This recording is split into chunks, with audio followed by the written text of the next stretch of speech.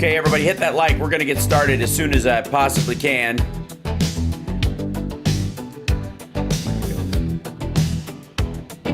Got the major in the first hour and Phil with us in the second. So hit that like, share the show. We'll be up in just a minute.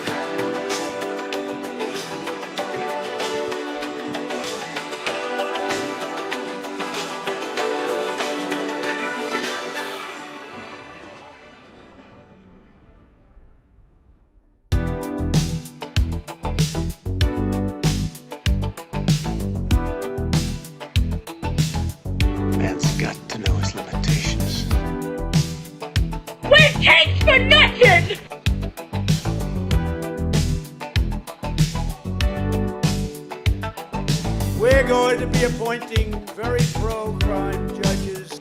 Yeah. Michigan gave us Motang.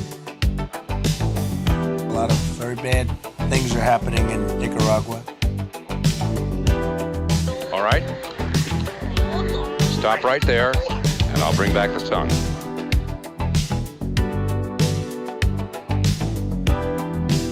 Knife, not thrilling, but knife. All right, let's just get this up and rolling because I got to tell you, I'm going to bring you right in with my dear friend, the Major, joining me live this morning for Hal Sparks Mornings Megaworldwide. Like, subscribe, give a thumbs up, support the show. And of course, ojedifernc.com is the website to help with the campaign, pay attention to the campaign, look and see what the campaign is all about. And glad to have you with me this morning, Major, because I had asked you right before we went on the air, and I don't know if the audience, our chat room, has seen this either, but Trump posted this video on Truth Social this morning. Bomb, bomb, Iran. Bomb, bomb, bomb, bomb, bomb, Iran.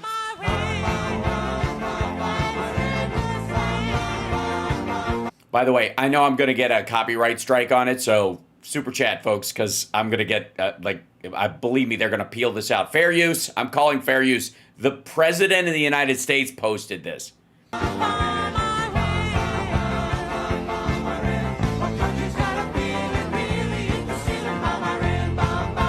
Now, here's the scary part, because he went to a mosque, gonna throw some rocks. Went to a mosque, gonna throw some rocks. Tell the Ayatollah, gonna put you in a box. Tell the Ayatollah, gonna put you in a box, bomb Iran. Now, this is, that's all I'm gonna play of it, because it's all you need to see. But he posted that today. Now, if you'll recall, that all but like joking about the fact that was a constant refrain you always heard at, when we were, during Obama and McCain. McCain didn't even sing that like he wanted to do it. Somebody asked him about it and he goes, oh yeah, that old song, Bomb Iran, making the point that guys around him, that Republicans for a long time have been talking about Bomb Iran. And it was such a thing that they sang it, that it became an inside joke. And he sang that inside joke but he knew nobody would get it, so he bailed on it. You could tell, go watch that moment. And in this particular instance, Trump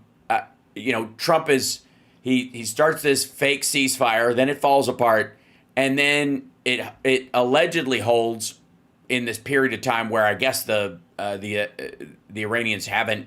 I mean, they're going to strike back at something, whether they'll do it inside the country or, I don't know, passenger ships in the area or something like that, God knows. But then he posts this while he's at the NATO summit on Truth Social. And just because they think it's a joke, they think it's, yeah. He's a buffoon. Donald Trump is an absolute buffoon. He absolutely is rattling the sabers of war. Mm-hmm. And I will tell you that, what bothers me more than anything about these Saber rattlers is that they're literally getting ready to pull us into another major war. Wow. They are trying to gut the Veterans Administration. If you think another long drawn out, and make no mistake about it, if we put boots on the ground, you can go ahead and say 10 to 20 years. Iran has terrain far worse than Afghanistan. Yep. It would be tough. We will not get anybody to support us in terms of interpreters because of the stabbing in the back that Donald Trump and them have already started to do to our interpreters that were with us in Afghanistan. So they're breaking all the systems while trying to push us towards yet another war. And I'll tell you this too. You know what I tell people all the time? If you're going to say that you're willing for us to commit to a war, then you should be so supportive of that because you believe that it's a must. We have to do it. Right. You should be willing to send your fighting age children to go serve in the military. And I'm like, let's see when Barron's going to go down to the recruiting station. Oh, by the way, we're not going to play this JAG officer garbage. I'm talking 11 Bravo infantry, 12 Bravo combat engineer. Those two, you go in as those two, because make no mistake, if you do, you're going to see plenty of action. Yeah, of course, I don't expect that to actually happen on his behalf. I mean, the man wouldn't even let his sons join the military in peacetime without threatening to disown them, much less in a war he started. Also, especially not in a situation where they would carry a gun in any of these situations. I mean, you have was it William who actually fought in Afghanistan? In the royal family, he went and served. And Trump's lesson from that. Thank you for in case of the copyright strike, guys. I appreciate the super chats. That's very nice. Because I know I'll get hit by it, even though this is news. This president of the United States posted this vile act of violence, and in the middle of a ceasefire he's trying to maintain that has a verse in it about killing the Ayatollah, the leader of this country. So I would like to say, I mentioned this before, but it is my opinion that once you cross the line where you are bombing their nuclear facilities this egregiously, the United States crosses into another country and bombs their legit facilities. There is a huge difference, and I would love to hear your take on this, Major, between going into the Houthi-controlled areas of Yemen, which the Yemeni government and their military are actively fighting, and hitting the Houthis. There is a difference between going into the parts of Afghanistan that are controlled by, warlords in the southern part of it versus attacking the country, and attacking Iraq and attacking Iran. Bush did the former and Trump did the latter, and those are distinctly different. We're not talking about unauthorized use of military force for terrorism, for ISIS, which is controlling parts of Syria, parts of it. And people are laying this on Obama and Biden, they bombed these countries. No, they didn't. They bombed in those countries, specifically terrorist-controlled areas, often with the permission of the leadership of those countries, even if we're at odds with them, in the case of Syria, for example. Where we bombed in those countries, and I would argue this is much closer to what Bush 1 did, or Bush 2 did with Iraq. They'll lay it on Obama and Biden bombed these places. There's a huge difference, and it's a meaningful legal difference between bombing a terrorist camp or a terrorist-controlled area, say Hezbollah's controlled area of Syria or Lebanon or any of those areas, and bombing an official government site, in the country that is paid for with the tax dollars of the people of that country. It's the same as assassinating Soleimani versus taking out an ISIS or Al Qaeda leader. These are distinct differences that I don't think Trump makes. I sit here now and I say, we went into Iraq under lies. Yes. There wasn't weapons of mass destruction. We never found them. Even Colin Powell, before he died, said the biggest mistake he ever made was pushing that garbage lie that pulled us into this war. And now I still believe that what happened in Iran was basically a lie. Because even J.D. Vance has said, well, we had, basically intuition. Tulsi Gabbard flat out said that Iran was 3 years away from any nuclear capabilities. Donald Trump said she's wrong because Donald Trump was being manipulated. Yes. Donald Trump was being manipulated because Israel wants us in this war against Iran. That's what this is. And I'm going to tell you right now, this doesn't end here. No. Make no mistake about it. Do you know that Russia has troops that are built up right now on the borders of the Baltic states, Estonia, Latvia, and Lithuania? Make no mistake about it. If he thinks he can get away with it, he will move into those countries too. And there's going to be nothing that we can do to stop him because we're going to be committed. What about China going into Taiwan? There's nothing we can do. We're going to be too busy committed to probably another one of those damn 20-year wars. What are we going to do if daggone North Korea decides that they're going to go ahead and launch on South Korea? We have powder kegs all over the globe right now, and we're being led by the biggest buffoon on the face of the earth. Everybody knows that Donald Trump is a buffoon. Do you think the people at the G7 don't talk about him behind his back? Of course they do. The only thing scary about Donald Trump is he's so stupid, he's really, really dangerous. Yeah.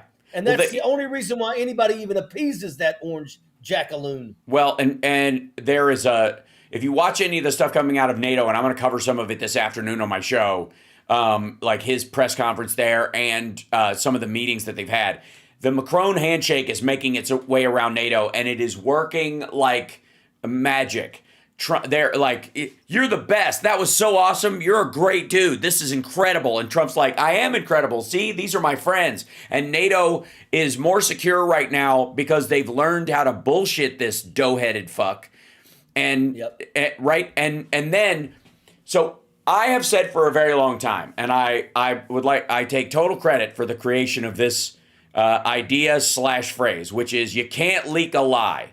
I've said this for a long time. You can lie about what a report says. You can lie about what somebody said. You can lie about a piece of information the government has. But if you leak something, that means it's true. You can't leak a lie. You can just lie.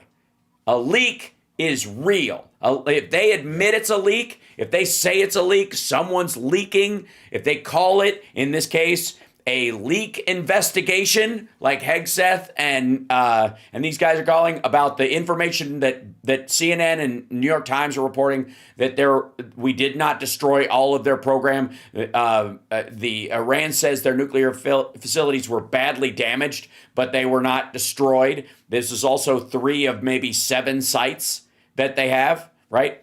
We're doing a leak investigation with the FBI now because this information is for internal purposes, battle damage investigation. And CNN and others are trying to spin it to try and make the president look bad when this was an overwhelming success, Pete Hegseth said. And this is the story that was in Daily Beast. Hegseth and Rubio grudgingly admit bomb intel leak is true. I got news for you, folks. All leaks are true, or they're not leaks.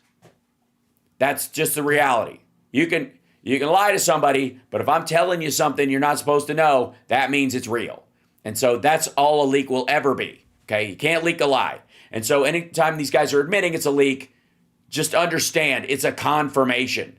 And they're too stupid to recognize this. Thank God. So we'll get some good information as the public through this allegedly transparent organization, the most transparent administration in history with the most opaque, Doge as an organization. We're not allowed to know who and what they're doing, right?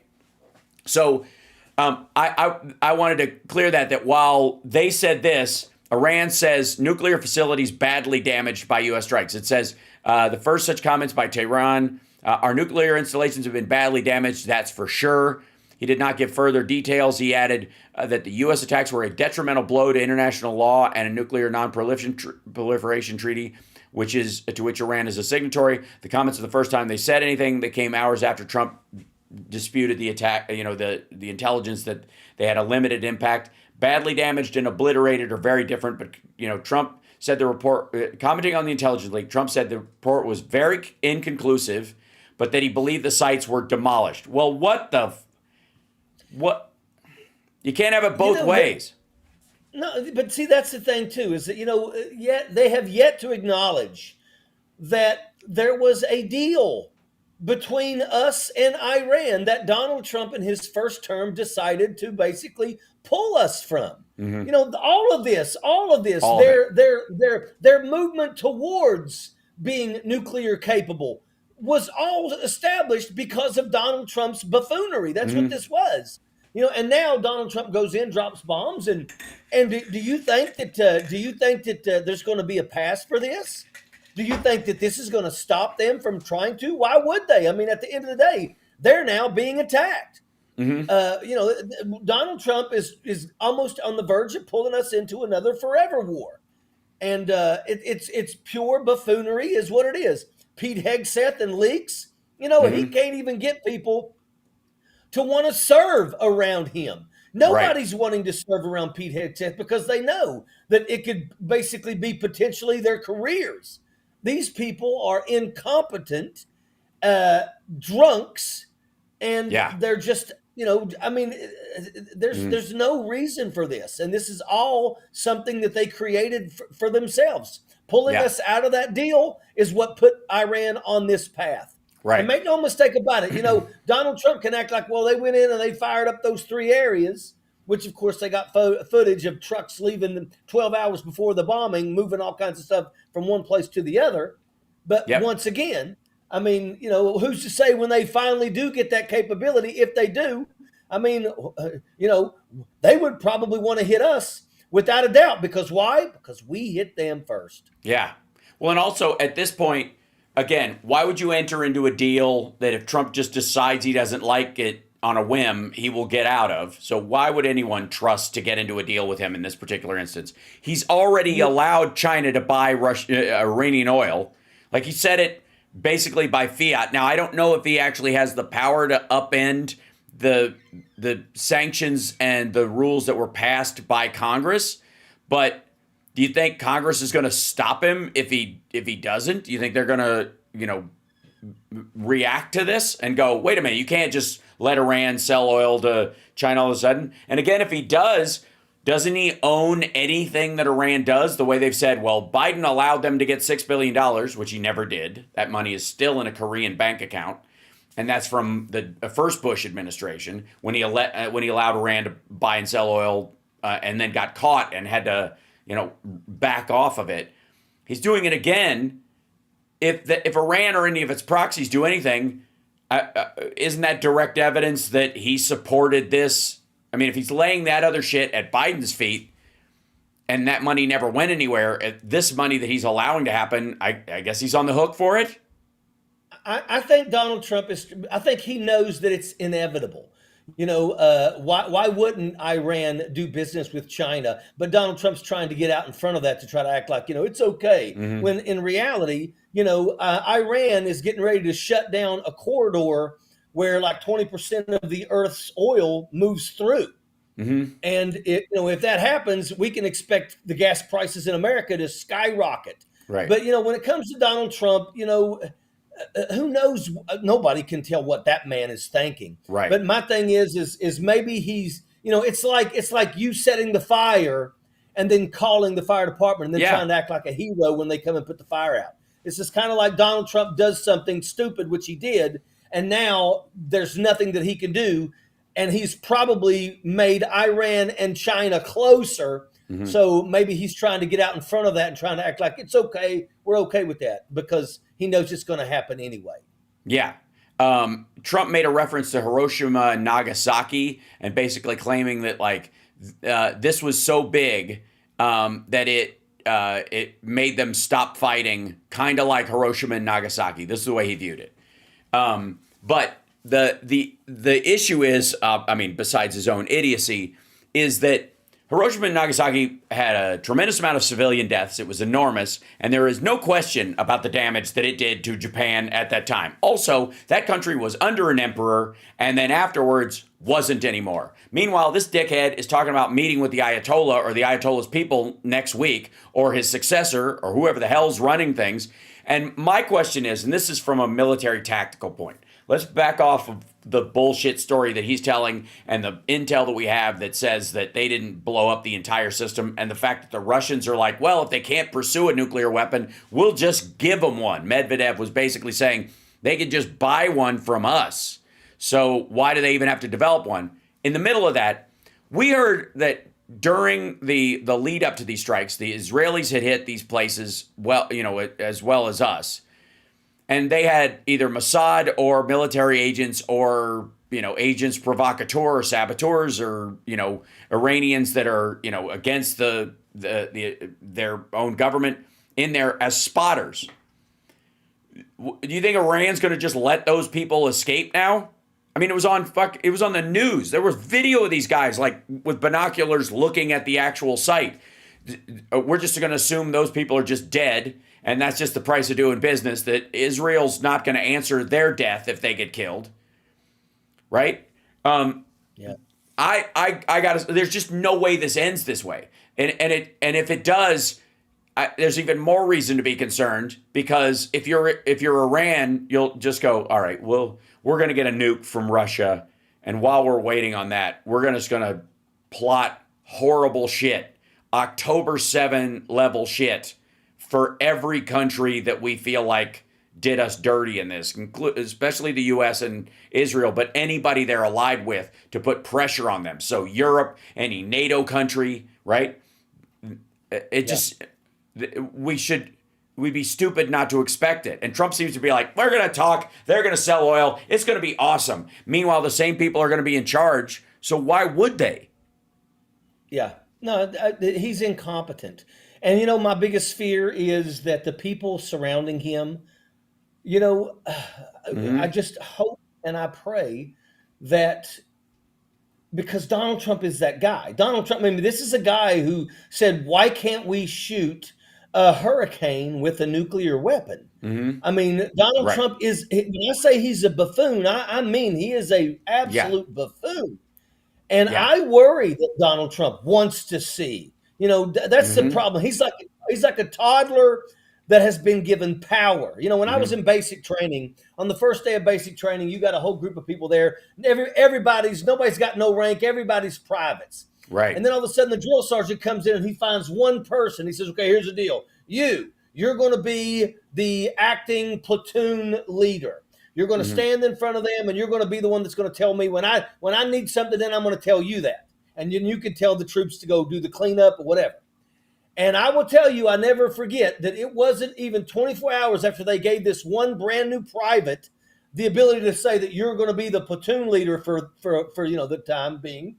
And that private was screaming at everybody like, I'll ruin your careers. Get the hell out of here. Right. Yeah, you're full of shit, But let me tell you something. I worry because Donald Trump has that power. And Donald Trump wants to wield that power. And my biggest fear is that Donald Trump will not have somebody around him that will explain to him how a nuclear weapon attack would be catastrophic, not just for your enemy. You can't detonate a nuclear weapon on Iran and not expect for the fallout to affect Afghanistan, to affect, all the Middle East in those areas, Iraq, Afghanistan, Syria. And remember, when you look at Iran, we've got 50 bases around Iran, bases right on the borders of Iran. They don't have golden domes. If Iran decided today that they were going to do an attack where they're going to fire rockets at every single direction, there is no way we're going to have the ability to be able to do what we did with Qatar. We shot down 13 of the 14 rockets, and one of them landed in the damn ocean. But make no mistake about it, if they decided to just fire in all directions at every one of our bases, we would see coffin-draped caskets coming back rapidly.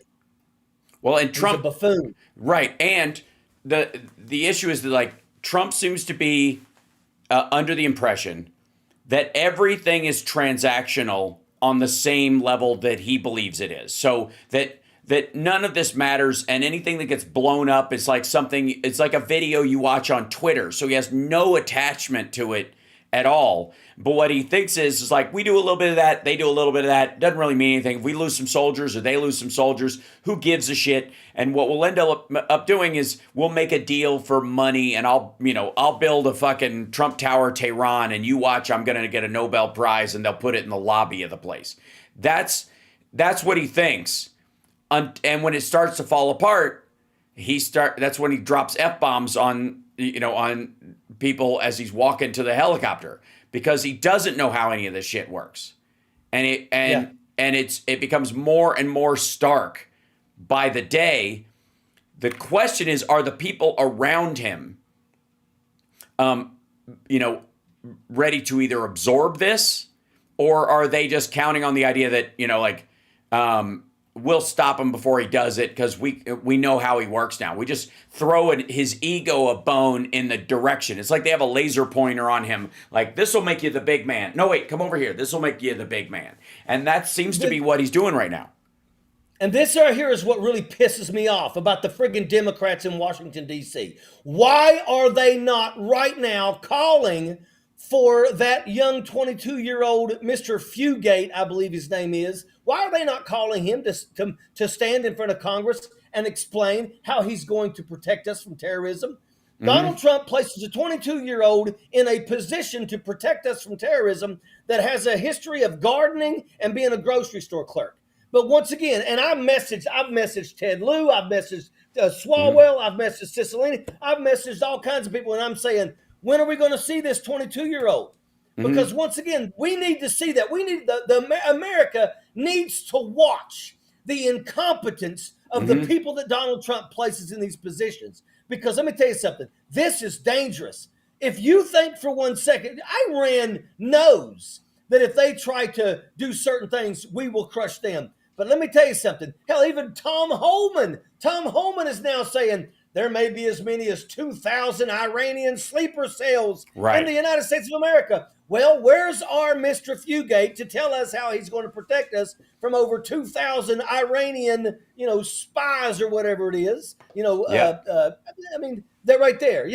This guy's a child. He's a child. And Donald Trump doesn't care about people's background. Donald Trump wants to give people positions because they kiss his ass. And I want to see this guy. I want to see this guy standing in front of Congress getting grilled.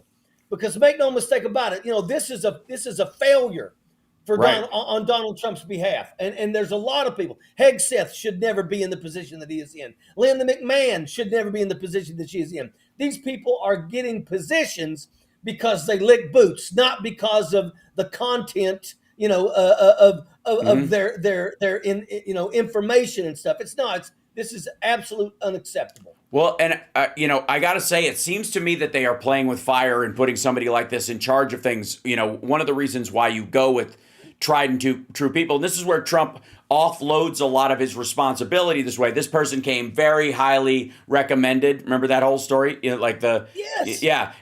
But this guy, I don't know how he fucking qualifies for that. Like, there is nothing in there that says this was the dude. People understood that this guy's like a prodigy. Nothing could be further from the truth.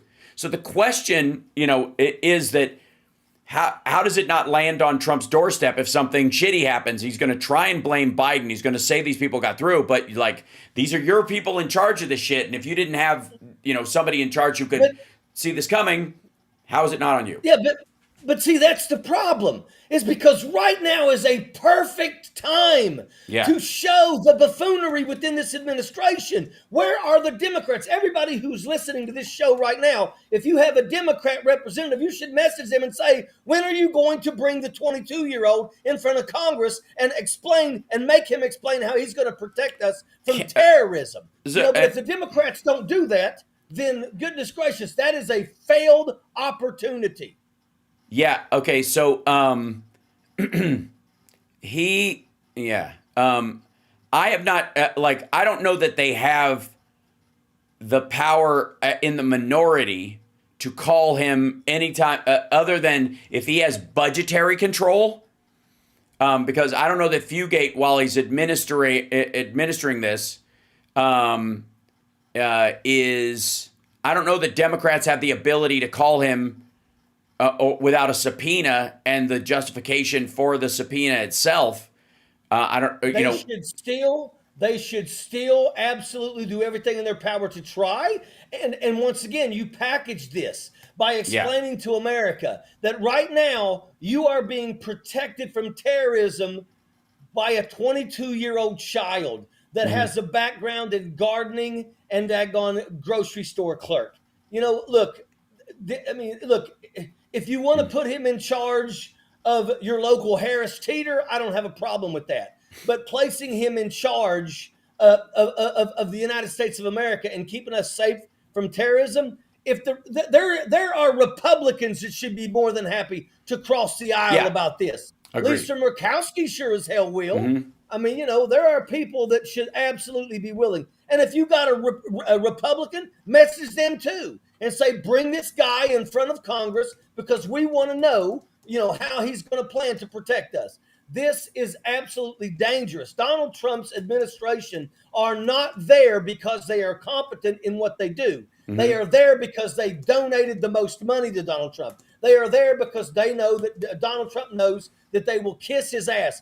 Pete Hegseth is not a friggin' Secretary of Defense that's worth the shit. Pete Hegseth is using our tax dollars to fly all over the friggin' planet and land wherever we have soldiers just so he can go do PT with them, run 2 miles and carry a friggin' boat so he can act like he's with them. And you know, and that's it. That's what Pete Hegseth thinks is it. You know, the guy is a buffoon. It's unacceptable. All of these people are absolute trash, and they're only there because they kissed Donald Trump's friggin' backside. Period. Right. So right now, as I understand it, Democrats do not have the power on their own to call Thomas Fugate to testify in front of Congress without Republicans making it possible. Now, I've heard them criticize this dude, but they literally couldn't if they wanted to. And I'm sure there will be some Republican somewhere that says, like, you're pulling him off the job to come over here and tell us what's going on when he's really in charge of the shit, which is fucking ridiculous. But they don't. So I would say if people are going to call somebody and start haranguing them, they need to call Republicans, both on the national security, any national security related committee. They've got to call Republicans to do this. Otherwise, that pressure, it will go nowhere. I mean, I'm glad for it just won't. And that's the problem with Republicans controlling both the House and the Senate right now. They cannot call him without a subpoena, and they cannot call him just as a witness, just to talk without committee approval, which means the Republicans have to do it. Then call them out. Yes. You know, I see Eric Swalwell doing videos all the time talking about what needs to happen in Washington, D.C. We need to get Democrats to start doing these videos and saying, hey, you know what? Donald Trump's administration has a 22-year-old that's supposed to protect us from terrorism. Wouldn't it be nice if the Republicans in Congress would be willing to bring him to the daggone floor so that we can ask him questions about how his plans are to protect us? I mean, if you have to embarrass the Republicans, embarrass the Republicans. But this is something that must happen. And this is a great opportunity for everybody to show the world that Donald Trump's administration are not there because they know what they're doing. They're there because they kiss butt. They are there because they wanted a position of power.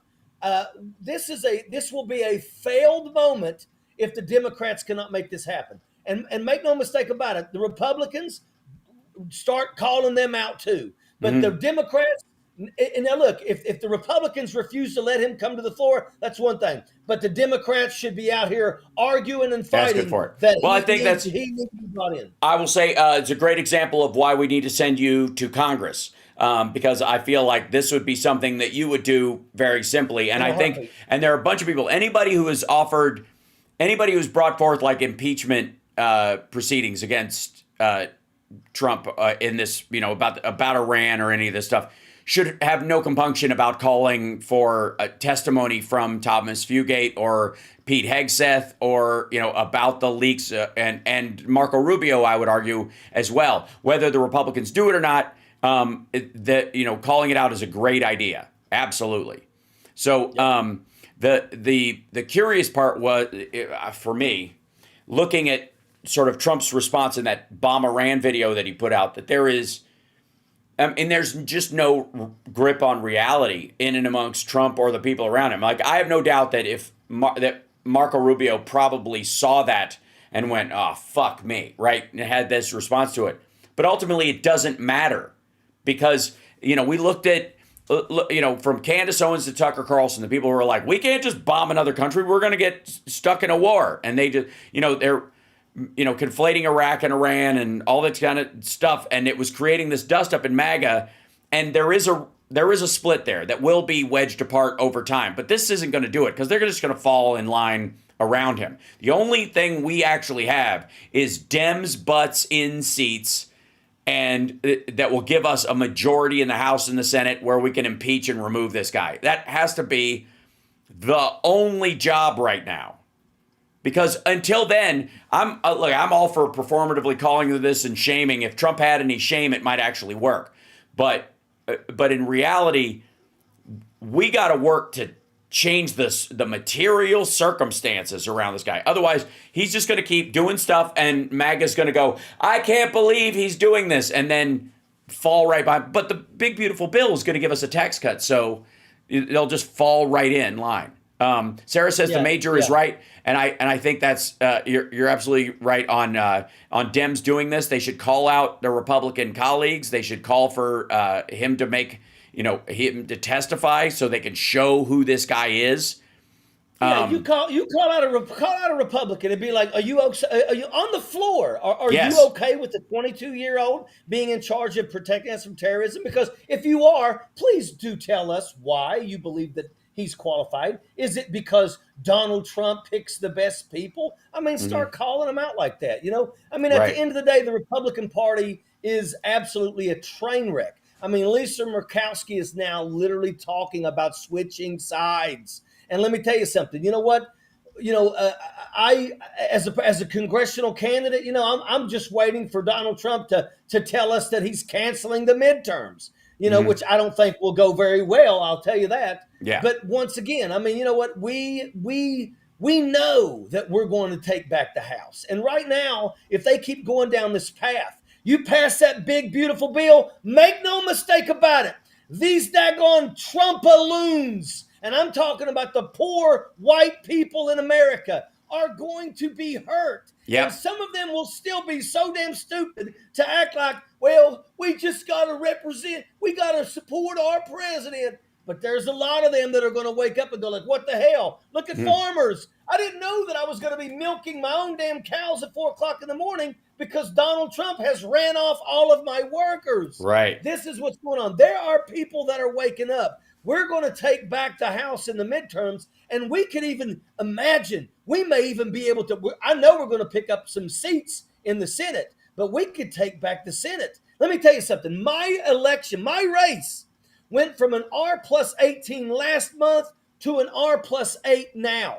I am telling you right now, and we're picking up momentum everywhere. I'm raising money. I'm putting boots on the ground everywhere. I'm going to tell you, I ran and almost won an R+54. It was the reddest district in the country. And if Donald Trump kept his fat ass in Washington, D.C. and didn't come to West Virginia, I would have won a congressional seat in 2018.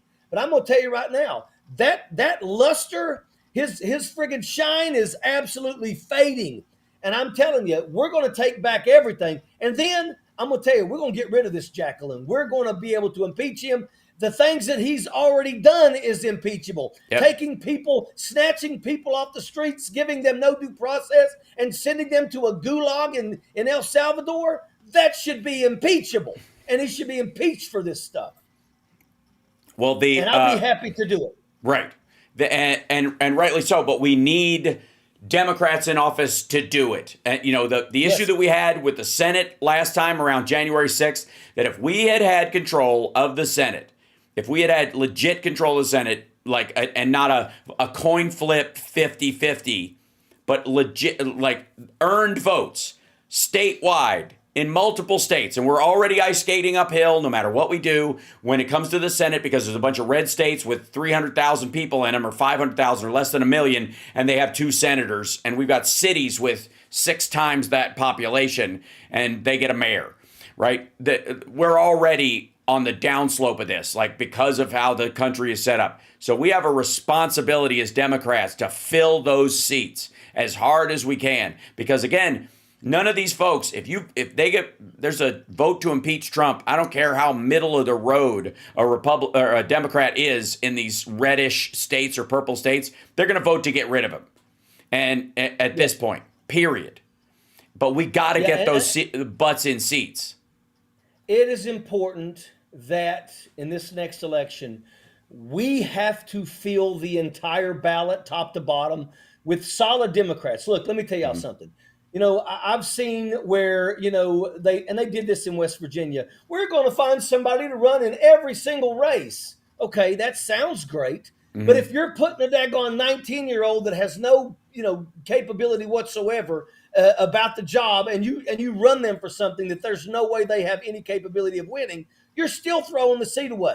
Yeah. You know, find the right people. You know, you want to talk about boards of education. I tell people this all the time. Why do we keep hiring people to be on the boards of education that have no background in education whatsoever? They're just people that want to have a position of authority, and that's it. And you know what? Find you a retired teacher. Find you a retired school service personnel person. Put those people on your boards of education. You know, find the right people. Find good, caring people that are honest, that have integrity, that, you know, you believe that you would trust with your children. Find people like that to run for races up and down the ballot.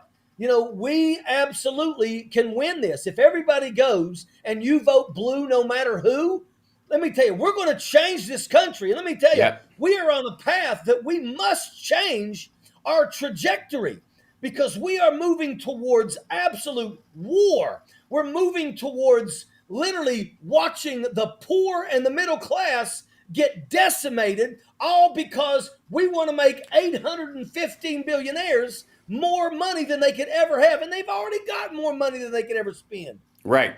And I got to tell you, feature not a bug. This idea that like these are things that slip through and the rest of what Trump does is populist. That's what Cenk sells everybody. That Trump is a real populist and there's just the peripheral kind of stuff around these billionaire tax cuts or the protection of the Epstein documents and shit like that. This is all that's just kind of sideline stuff, right? It's not. It's primary to it. Is the essence of all of this shit. And the idea that anybody would throw around this kind of like just neocon languaging and warmonger languaging as if there's some sort of balancing act between any Dem and what the Republicans are doing right now. For fuck's sake, the dude sent bombers into a sovereign country to bomb 3 out of 7 of their nuclear sites with no guarantee it was going to stop their system, just so he could brag about it, because he was, I would argue, he wasn't controlled by Israel. He wasn't hypnotized. He did it because he didn't want to be left out and made to look weak,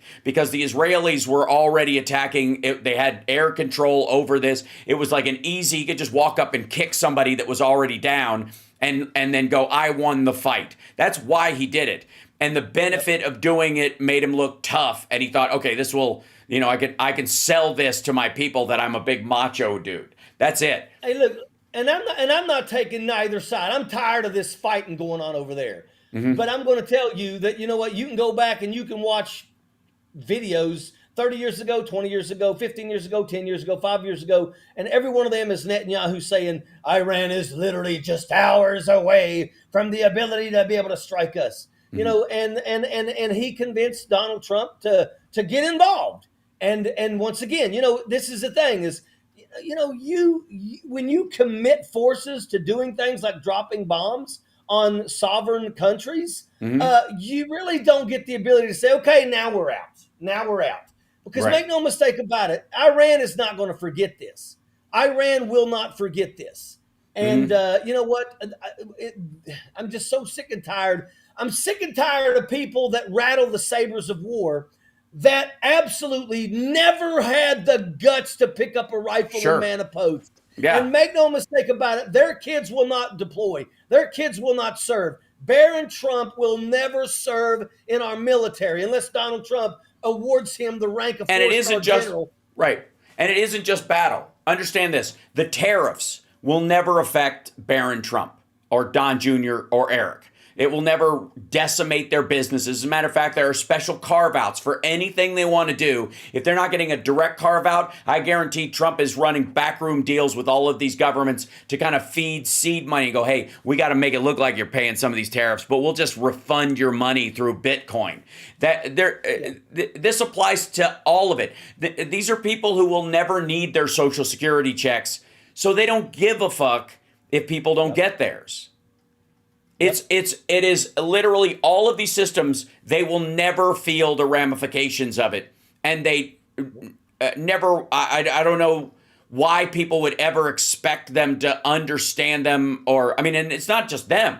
It's Mike Lee. It's most of the Senate are millionaires, anyways, and the right wing ones, the very right wing ones, are the richest ones of all, and none of them. Look at fucking like Nutlick, when he was going, if my mother didn't get her Social Security check, she wouldn't even notice. Well, yeah, motherfucker, because you're rich, you're a billionaire, and she lives with you. You probably have power of attorney, and you probably invest her money in a family trust that will go to the grandkids. She never has to see it. Yeah, you are spot on, and you're going to and literally, like we have Mitch McConnell saying they'll get over it when they're talking about gutting friggin' Medicaid. I will tell you that Donald Trump used to tell people back in the day that he was worth $6 billion. And that turned out to be garbage. He was cash poor. It was all about the buildings that he had and stuff. Let me tell you something. Since Donald Trump became the president of the United States in his first term, Donald Trump is absolutely far more wealthy than he ever claimed to be now, because he has cashed in on everything. He's getting open bribes with his Bitcoin garbage. I mean, people are just investing in everything that he's saying, not because they think it's going to be great. It's just basically free money for Donald Trump so that you can get some favor. Donald Trump goes to play, sends Don Jr. and Eric Jr. first before he shows up there, so they can go, all right, before my dad gets here, let's go ahead and work some stuff out. Where exactly will the Trump Tower be built, for us? I mean, the entire Trump family has grifted our country, and it's blatantly obvious, and we have Republicans that absolutely do not give two shits that Donald Trump is literally robbing this country blind. I mean, goodness gracious, they even charge extra to Secret Service that are watching them. I mean, like actually charge them extra than they would charge anybody else. They call it furniture moving fees because they have to set up their equipment. Because they have to go into the hotels at the Trump Towers and set up their equipment, they call that moving furniture fees, and they charge them an extra $1,500 a night just because they moved some furniture around. Yep.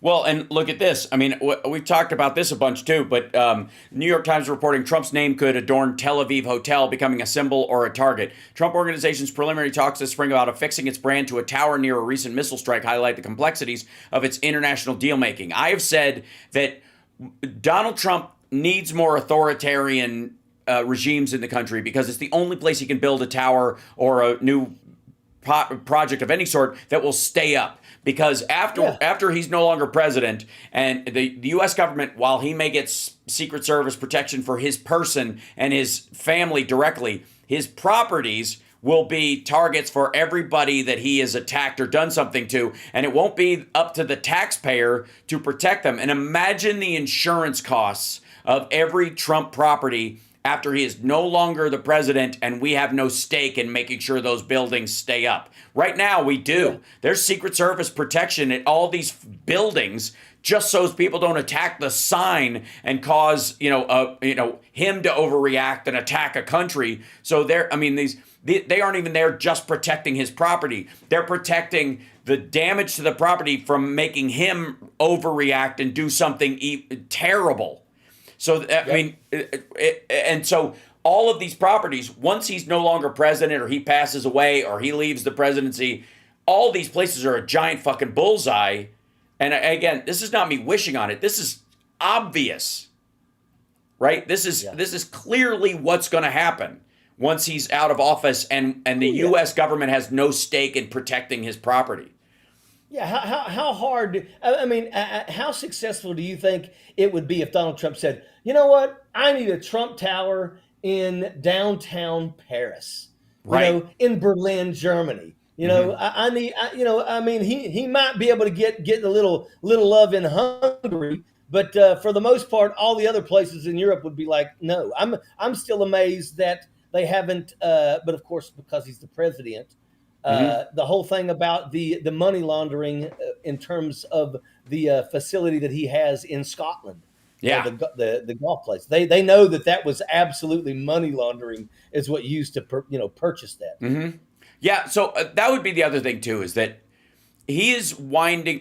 You and I both know that the idea that this issue with Iran cleans up nicely and is finished just because they bombed 3 sites and that's that. Now Iran becomes a peaceful country and the whole Middle East settles down and we'll let bygones be bygones, and the Ayatollah suddenly is going to be lunching with Netanyahu as they decide on a peaceful path forward for Palestinians. Like, it's fucking madness to think that that's a possibility. And it's seemingly this is what Trump is selling people. And it's so fucking absurd that the alternatives for how awful it could get stack bigger and bigger every day. This is a giant game of explosive Jenga. And he has no idea how the game works. He is just pulling pieces away. He's doing what he thinks he saw other leaders do. Obama and Biden struck some places. Bush went into war in a particular country, but he's got better poll numbers than Trump does right now. So people forget. They don't give a shit. And his lesson that he's taking away from this is they'll get over it. And everybody will get over it. Not just the American people, not just MAGA, not just the Candace Owens of the world, not just the Tucker Carlsons of the world, but the fucking Iranians will get over it. And the idea that they would is just fucking brutal. Like, it's so dumb. It's shocking. And you got to know that, I think Hegseth is that fucking stupid. I think he actually believes this. I don't think Rubio is. I think Rubio is deceptive and full of shit and trying to position himself to run for office.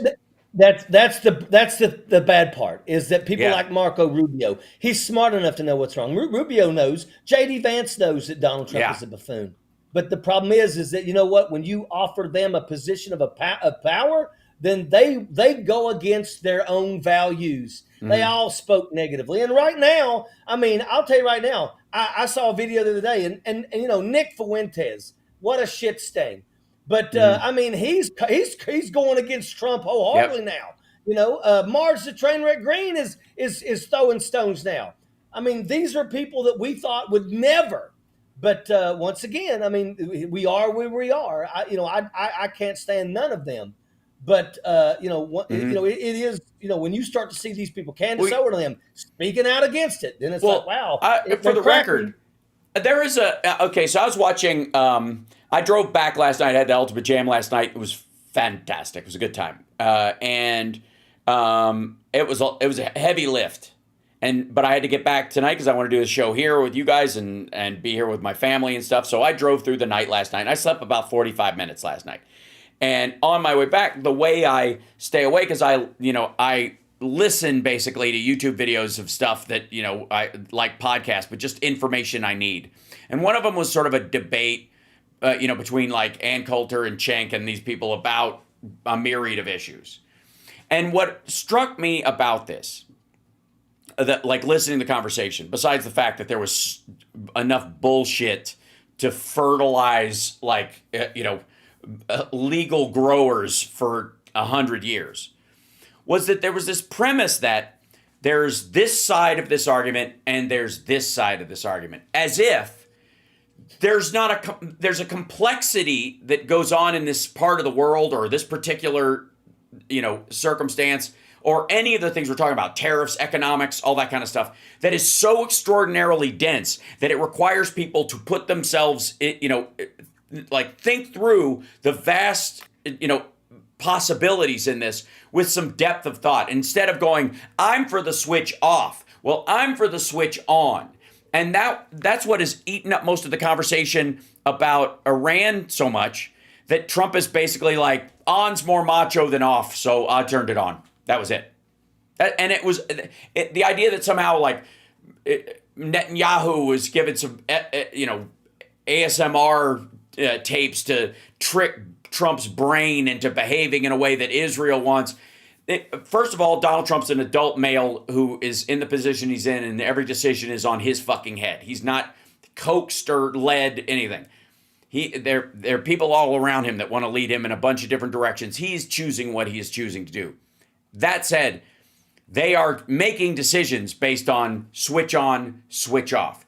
And the depth, and so they have no concept of the many pathways that this could bounce back on you or fuck up or go sideways, because they're not even contemplating it on that level. They're just going, what do you think, guys, on or off? That's it. And the conversation around it, even from the Nick Fuentes and Candace Owen side, is off, right? And then there's the Ted Cruz is on. That's all they're talking about. So if you and I are on the side of off in this particular situation, I think there are 100 other things that are at play here that are this oversimplification or off or on. None of these groups get to take credit because, like, I'm on their side. I'm not. I'm on the side of actually paying attention to all the details of this and dealing with it as a reality, as opposed to my label says I do this and your label says you do that, which is exactly the kind of like dense, dumb fuckery that Trump is making these decisions on. This is warrior ethos and peace through strength or whatever fucking bumper sticker. So that bumper sticker means on. Means switch goes on. We blow shit up. We attack countries. Fuck the Constitution. Fuck what the powers that we're supposed to delegate to Congress or the SCOTUS or to the presidency. It doesn't matter. My bumper sticker aligns with this. Her bumper sticker aligns with that. And that's the thing that concerns me the most.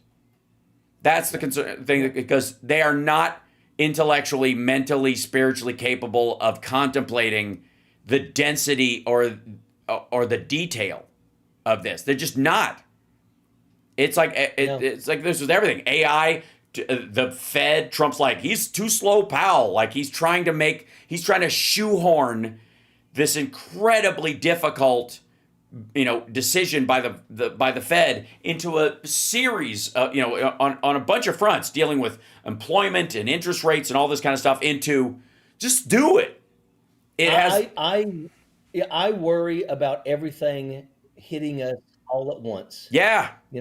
We've got people losing their health care. We've got, jobs being cut. Fruits and vegetables are about to skyrocket because we can't get nobody to pick the fruits and vegetables. The price of gas going up. Just everything. It's just like Donald Trump is really creating this massive storm. And there's so many areas where we're going to see people that are going to be absolutely hurt horrifically. The filthy rich are going to be okay. The filthy rich will always be okay. Make no mistake about it. If this country was to catch fire tomorrow and burn this country to the ground, the billionaires will get on their Lear jets. They will fly and they will spend the time watching America burn. And then when it's all burnt to the ground and we are all just absolutely, just on our asses, then maybe they'll come back and try to take over. But they're not going to feel the pain of what Donald Trump and his administration are doing. But we are. When Mitch McConnell says they'll get over it, he's talking about taking people's health care away. 60% of the people that are in old folks' homes are there because Medicaid pays that bill. When they cut that, what is going to happen? What is going to happen when you get the phone call that says, hey, your 88-year-old grandmother, you need to show up here today because we're going to wheel her out the front door at 2:00. And until you pick her up, she's going to sit there and wait. Well, and oh, by the way, are you ready to give her the care that she needs? Do you have the ability? Do you have a job good enough that's going to provide you with the ability to hire somebody to come and give her the care that she deserves? Or is she just going to end up having to go without, and you're just going to basically wait until she croaks? Well, and again, this is just by volume. This is going to happen to maggots more than it's going to happen to Democrats. It just is. Way more. Get ready, Trumpaloons. It's coming. Which is why, like, Josh Hawley and even Tom Cotton are like, it's really odd to hear them start talking like Democrats when it comes to Medicaid expansion, because there's two, and the same thing's true of like the putting forward a raise in the federal minimum wage, right? They're pushing that shit through. Okay, why would that be? Well, it's because the state next door, like your state raised their minimum wage and the state next door didn't. And it's in the two cities like Kansas City, Missouri. That's why Josh Hawley gives a shit all of a sudden about minimum wage, is because Missouri raised the minimum wage. Kansas did not. Their own internal state one, right? They passed that and it actually happened. So now, if you want to open a business, fucking 8 feet, you're suddenly in Kansas. That's why they want a federal one now. They want it equal for everybody. Like, it's so funny how you put real pressure on these motherfuckers and suddenly they start acting like Democrats. I have Phil in here, but I want to remind you, waiting in the wings, and I want to mention, if I could again, ojeda4nc.com is the website for your run. So anybody who wants to contribute or volunteer when the time comes, and if there's, and you're on Blue Sky as well. Yes. Is it? Yeah. Go ahead. Is the campaign on there as well? Is there an Ojeda for NC campaign thing on Blue Sky or on Insta or any of that? Not on Blue Sky, but YouTube and Facebook, everything's set up. So great. Yeah, I mean we're going nonstop, and we're going to flip his seat from red to blue. Beautiful.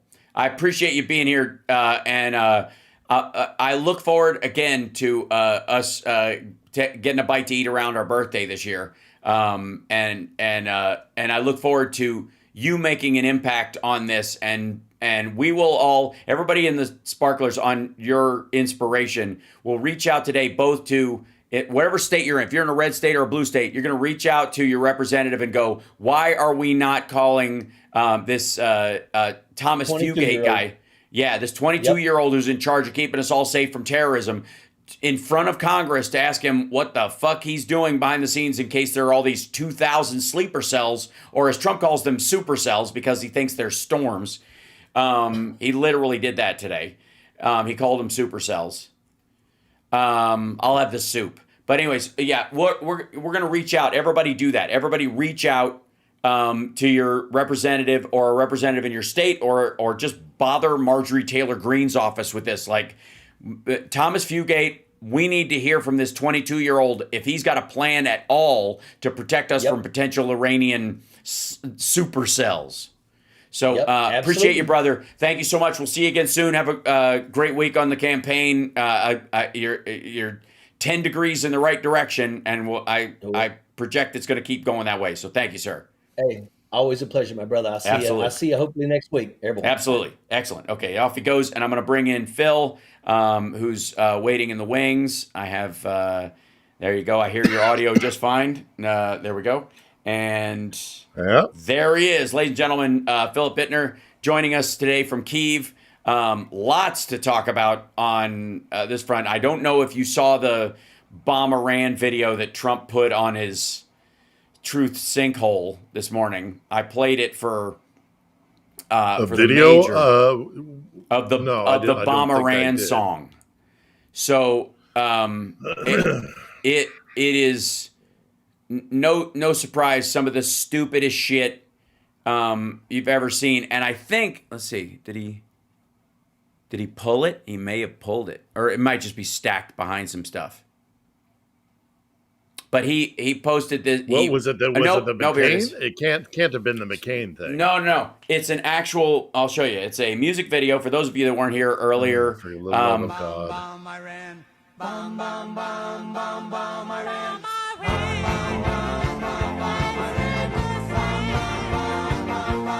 Yeah, I won't play the whole thing because I'll get a copyright strike. But at one point it says, going to a mosque, gonna throw a rock, tell the Ayatollah, gonna put him in a box. This is during a ceasefire. This is supposedly when Trump and his people are going to meet with Iran next week. Now, the Iranians have not said this meeting is actually happening, nor would I expect that it will in that regard.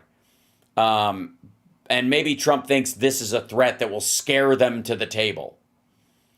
But at a certain point, I think he fundamentally misunderstands the lack of transactional behavior by the Ayatollahs and the fact that there are religious fanatics in this world that believe that their reward will be after they shuffle off this mortal coil, and everybody's saying it would be suicide for them to blow something up. Understand, they pay for suicide martyrs all the time. This is part of the business model of Iran, and the idea that the leadership wouldn't follow in on that is just ridiculous. It's absurd. It's embarrassing, and so we'll get to that. That said, NATO meeting, news that not only Trump is saying he may give more Patriot systems to Ukraine. Mm-hmm. He met with Zelensky. They didn't really talk much about it, and I think that's Zelensky trying to play nice. Well, we don't know what they talked about. Right. We know it was a 50 minute bilat on the sidelines. Mm-hmm. Zelensky has apparently came out and indicated that there was some discussion of a ceasefire. The Trump administration or Trump himself has denied that. Yeah, this Patriot thing is the most definitive thing that we got out of that discussion, out of that bilat. And of course, that is something we desperately need here. Sure. In Ukraine. The NATO meeting was all about pushing making sure that the alliance continues without America, because America is no longer, it doesn't, it'll never not matter. It's right. Too big and too much. But it's power. not reliable right now. But yeah, you can't bet on it. Well, and they are maneuvering to make contingency plans that would mean that they would protect one another without the U.S. because it's not just the recent statement that he made on the flight over about Article 5, which he doesn't understand Article 5 either, which is disturbing. Yeah, but it's clearly the Europeans saying, "Well, we're gonna," and Canada saying, "We can't rely on the Americans. We have to readjust." Trump doesn't understand which side of his pants are the front. So the idea that he doesn't understand Article 5 is less of a concern. He's also apparently wearing padded tights under his pants to cover his catheter because people were noticing the cable, noticing the tube. But he'll also, I would like to point out. I have to say, Hal, Ukrainians don't care about NATO. Ukrainians don't care about America.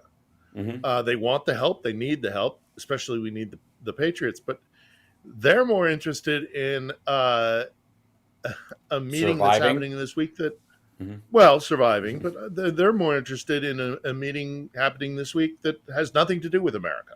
Mm-hmm. The Ukrainians I speak to are more interested about what the PACE conference that's happening today in Strasbourg, which I am sure was not even mentioned in American mass media. Of course not, because America's view on the world is incredibly myopic.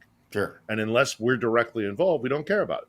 Mm-hmm. But Ukrainians recognize that Americans, again, while they're definitely still going to be lobbying for assistance, they have no great hopes from America. They have no great hopes for assistance from NATO. They've been begging for over 3 years, and nothing has really been done. I mean, they've eked out little assistance to Ukraine, but they've been betrayed by the West time and time again. And so they've recognized that the North Atlantic Treaty Organization, while nice, Zelensky went there, but they've never really done anything of determinative assistance. They are afraid of the saber rattling maniac in the Kremlin, and so they are going to let. And even before they had nukes, European fears of a sovereign and powerful Ukraine and the ramifications of tussling with the wild, wild East has always had them throwing this country under the bus, and they're doing it again. Right. I mean, while the world was fixated on the Holy Land, we just Sunday going into Monday, we had another massive attack on the Capitol. I heard drones flying over my balconies. I heard explosions and anti-aircraft missiles, anti-aircraft fire. And I want to correct myself there because they weren't missiles. They weren't Patriot missiles. That's why the Patriot statement from Trump in The Hague was actually something that Ukrainians may have pricked their ears up about, because we're desperate for them. Because all we have right now are just throwing metal up into the air. You're basically looking at a rapid-firing Gephardt anti-aircraft system, which is just basically a multi-barreled machine gun. Right. Not precision air defense like the Patriot. So we are getting pummeled, absolutely pummeled, and it is nowhere to be found on the world's headline stage. We have been, since the beginning of Israel's runs into Iran and the 12-day war. I mean, how many headlines have you heard about? Did you hear about the train that got hit? 19 people killed on a transportation base, civilians in sleeper carriages going to Dnipro. Right. I'm betting. It was not over here. People who really. Yeah. Nope.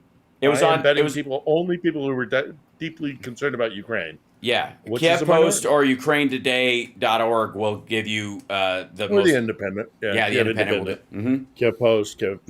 I mean, it's out there. The information's out there if you want to find it out, but it's not being put on the. We have a major European, modern, as flawed as it is, democracy, absolutely being pummeled by a maniac in the Kremlin who is a despot and who is a danger to everybody. You want to talk about a state sponsor of terrorism? If Iran is a state sponsor of terrorism, who sponsors Iran? Right. Moscow. Yeah. It's Putin. And it's just Ukrainians have had it. I have heard time and time again in the last couple of weeks. So America will bend over backwards. It will violate international law and Iran's airspace. It will send B-2 bombers into Iran in a preventative strike, which, they're not stupid. They recognize the stakes of a nuclear-powered Iran or a nuclear-armed Iran. But it's like, so that's what happened. That's what it's like when America decides to actually do something and help. And that's not even what the Ukrainians are asking for. The Ukrainians aren't asking for B-2s to go into Russia. They're just asking for the weaponry to defend themselves. They'll do the work. Well, but and the stark difference between American support for Israel and what the West's support for Ukraine has rarely been so blatantly on display as the last 2 weeks.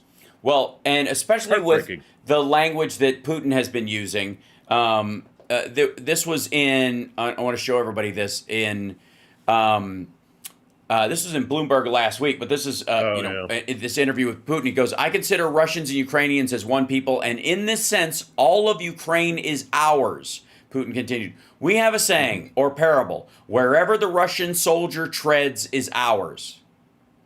And that includes, by the way, the Wagner Group isn't a mercenary group that they just hire. He said that's officially a Russian group. So I guess that includes the parks in Berlin and in London. I guess that, as almost all of the major African countries.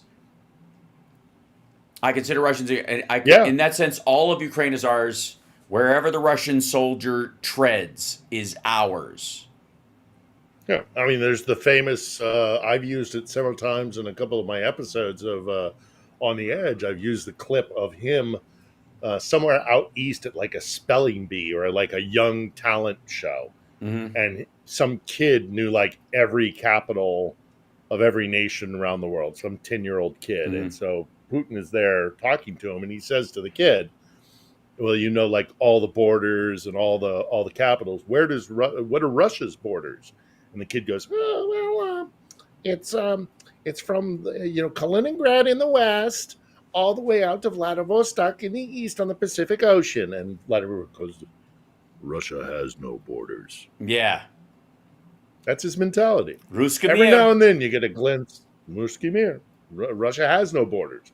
Everywhere Russian boots step, there are. And you should, and they still bang on about the Second World War and how grateful we should be for the liberation of Europe in the Second World War. Right. Russia didn't liberate a goddamn thing. Right. Russia conquered Yeah. a bunch of territory, and we had 60 years of Cold War or whatever it was. Because With we an had to make occupied that deal. We basically had to make that partnership with them to push back on the Nazis because it was the lesser of two evils in that circumstance, while still being significantly evil. There are, and the Russians themselves, like Medvedev, saying that we might supply Iran with nukes. They won't have to make their own. We can do it. Now he's talking out of his ass largely, but and at the bottom of a bottle. Right. But if Clinton said that about the United States and Ukraine, for example, holy shit. And this guy's a former president, right? We write it off because we write off almost everything, how that country runs, because you can't tell. But, like, for fuck's sake, like, the idea that these guys are going to offer something else to the world at all, ever. That the Russians themselves are like, tell you what, sorry, we're tapping out. We and the Iranians have decided they're going to do dates. We're going to do oil. We're both going to just flood the world with oil so everybody can do all kinds of cheap stuff with fossil fuels, and we'll all just get rich and happy together. And then we'll sell vodka and nesting dolls, and the Iranians will sell chocolate-covered dates and I don't know, plasticizing agents made from poppies that you can use as a self-lubricating catheter. Right?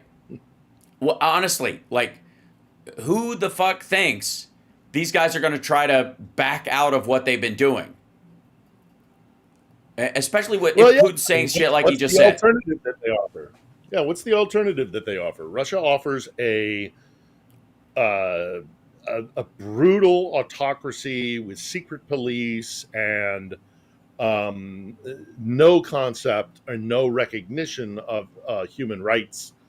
In fact, open denial of the concept of inalienable rights, which is the pillar of liberal democracy. That's what Moscow offers, and Tehran offers a Shia, theocratic, system. I mean, neither of those are, in my mind, all that great. If they want to do it in their own borders, I will feel sad for both the Iranian people and the Russian people. But if they keep it in their borders, all we can do is hope that there is some sort of resistance that rises up and overthrows those systems. But we don't want that. Right. And that's what they're offering, and they're also trying. Russians in particular, and the Chinese do this to a certain extent. I think you'll agree, is they belittle Western liberal democracies because we don't live up to our promises. We fall short of our aspirations. Oh my time God. and time again. I forget. But it's the effort that matters. Right. So there was the debate I talked about earlier on the show. I'm going to try and find out like who was involved in this. This is hold on, pausing this. Who? This is. I'm trying to think of the guy's name that was in this, but his that's the wrong dude. Sorry, beg your pardon. He's one of the people I see show up on all these programs, kind of, or on Twitter a lot. Talking about just kind of doing the America bad thing or whatever. And again, that's one of the great things about every time you shit on America, you kind of prove the point that we're better than some countries because you're allowed and you're not going to get, Yanis Varoufakis, this guy, Yanis Varoufakis, he's one of these like online dudes or whatever. His point was, he's like, the West does imperialism, nobody else does imperialism. The Russians didn't do imperialism, and then he goes, China didn't do any imperialism, and you're like, dude, do you think what kind of an asshole thinks that all the different, the 5 kingdoms essentially that they put together into China, do you think they all spoke fucking Mandarin? Like, ask Tibet about this shit, or Northern Vietnam, for fuck's sake. Like, does this asshole even know that China invaded Vietnam after we did for 10 years? And like this is part of the whole thing I was talking about with the major, was this kind of like binary light switch attitude towards stuff. Like, just turn there's 2 possible positions, on and off. He's the former Greek finance minister. Yeah, he's supposed to be a lefty. Oh, that jackass. Yeah, right. Oh, yeah, that jackass. Yeah, and he's one of these people who's like he's shitting, like, is in this kind of like, in the Ukraine, started this because somebody mentioned they should be in NATO, right? That's right. And I was like listening to this motherfucker, I was just like, I was blown away by like the infantile and again, the dehumanization of Chinese and Russian people and their governments and stuff, in that, like, the West are human beings who make human being mistakes that only humans can make, almost like, and the rest of the world are just fucking antelope, and they don't, their shit doesn't stink, and they don't make chimneys, and they're all just trying to, eat rice and pray to Buddha, and they don't do anything else. It's so fucking aggravating. And it's also it's also infuriating because he's not even listening to the other side themselves. Yes. The Russians fucking say it, on Chinese. The Russians repeatedly say, not only are we an empire, we must be an empire. Right. We are proud of our empire. We must be imperial. We must colonize and keep growing. Because, ask a Georgian if Russian imperialism exists. Chechens. It's just... Yeah, like... Chechens. Yeah. It's insane. It's absolutely this insane. goes to... And I want to clear this up because, we're hearing this, like, Zelensky was at the NATO conference. And one of the things I keep seeing pushing back on the, the right-wing side of things is like, what the fuck is he doing there? Ukraine's not in NATO. And I'm like, okay, first of all these countries in one area that supply military stuff, that's reason enough. They're all in the same building. You can, just meeting to try and get weapons from them. And the U.S. leader is going to be there. So also bilateral. That's why. And it makes sense. But this whole push that, like, they promised not an inch east in a casual conversation in 1987 with a country that doesn't fucking exist anymore. USSR is not a country. Russia is not the USSR. The leadership is different. The government is different. Any deals anybody had with them, any other peace treaty anybody has with USSR, unless they made a new one as Russia, doesn't exist. Fucking evaporates. I got news for you. That's how it works. And if they wanted a deal like that, they could have made one. In the mid-90s, they could have sat down and said, all right, not 15 inches. We're not going to do anything. The CSTO thing that the Russians have, their own version of NATO, we're not going to expand and try to take back our old territories like Georgia, like Chechnya, like the Baltics. We're not going to do it. So you guys don't do it. We won't do it. Draw, cool. We're just going to trade and everything's fine. They didn't. They invaded. Every time they bring up this expansion of NATO, people just leave out the part where fucking Russia invaded countries, and the NATO countries that joined voluntarily. They went, oh, fuck. If I'm not part of this group, these motherfuckers are going to roll over me like they did Georgia and Chechnya. Jesus Christ. Yep. The expansion of NATO is 100% on fucking Russia. What would you do if you were bordering this fucking country or one country away and they had invaded the country that was next to them that's bordered with you? Of course you're going to join the... Yeah, they know their enemy. Yeah. They know Moscow What better. the fuck? They know Moscow better than anybody else. I've said it. If I've said it once, I've said it a million times. It's the West did not encroach easterly towards Russia.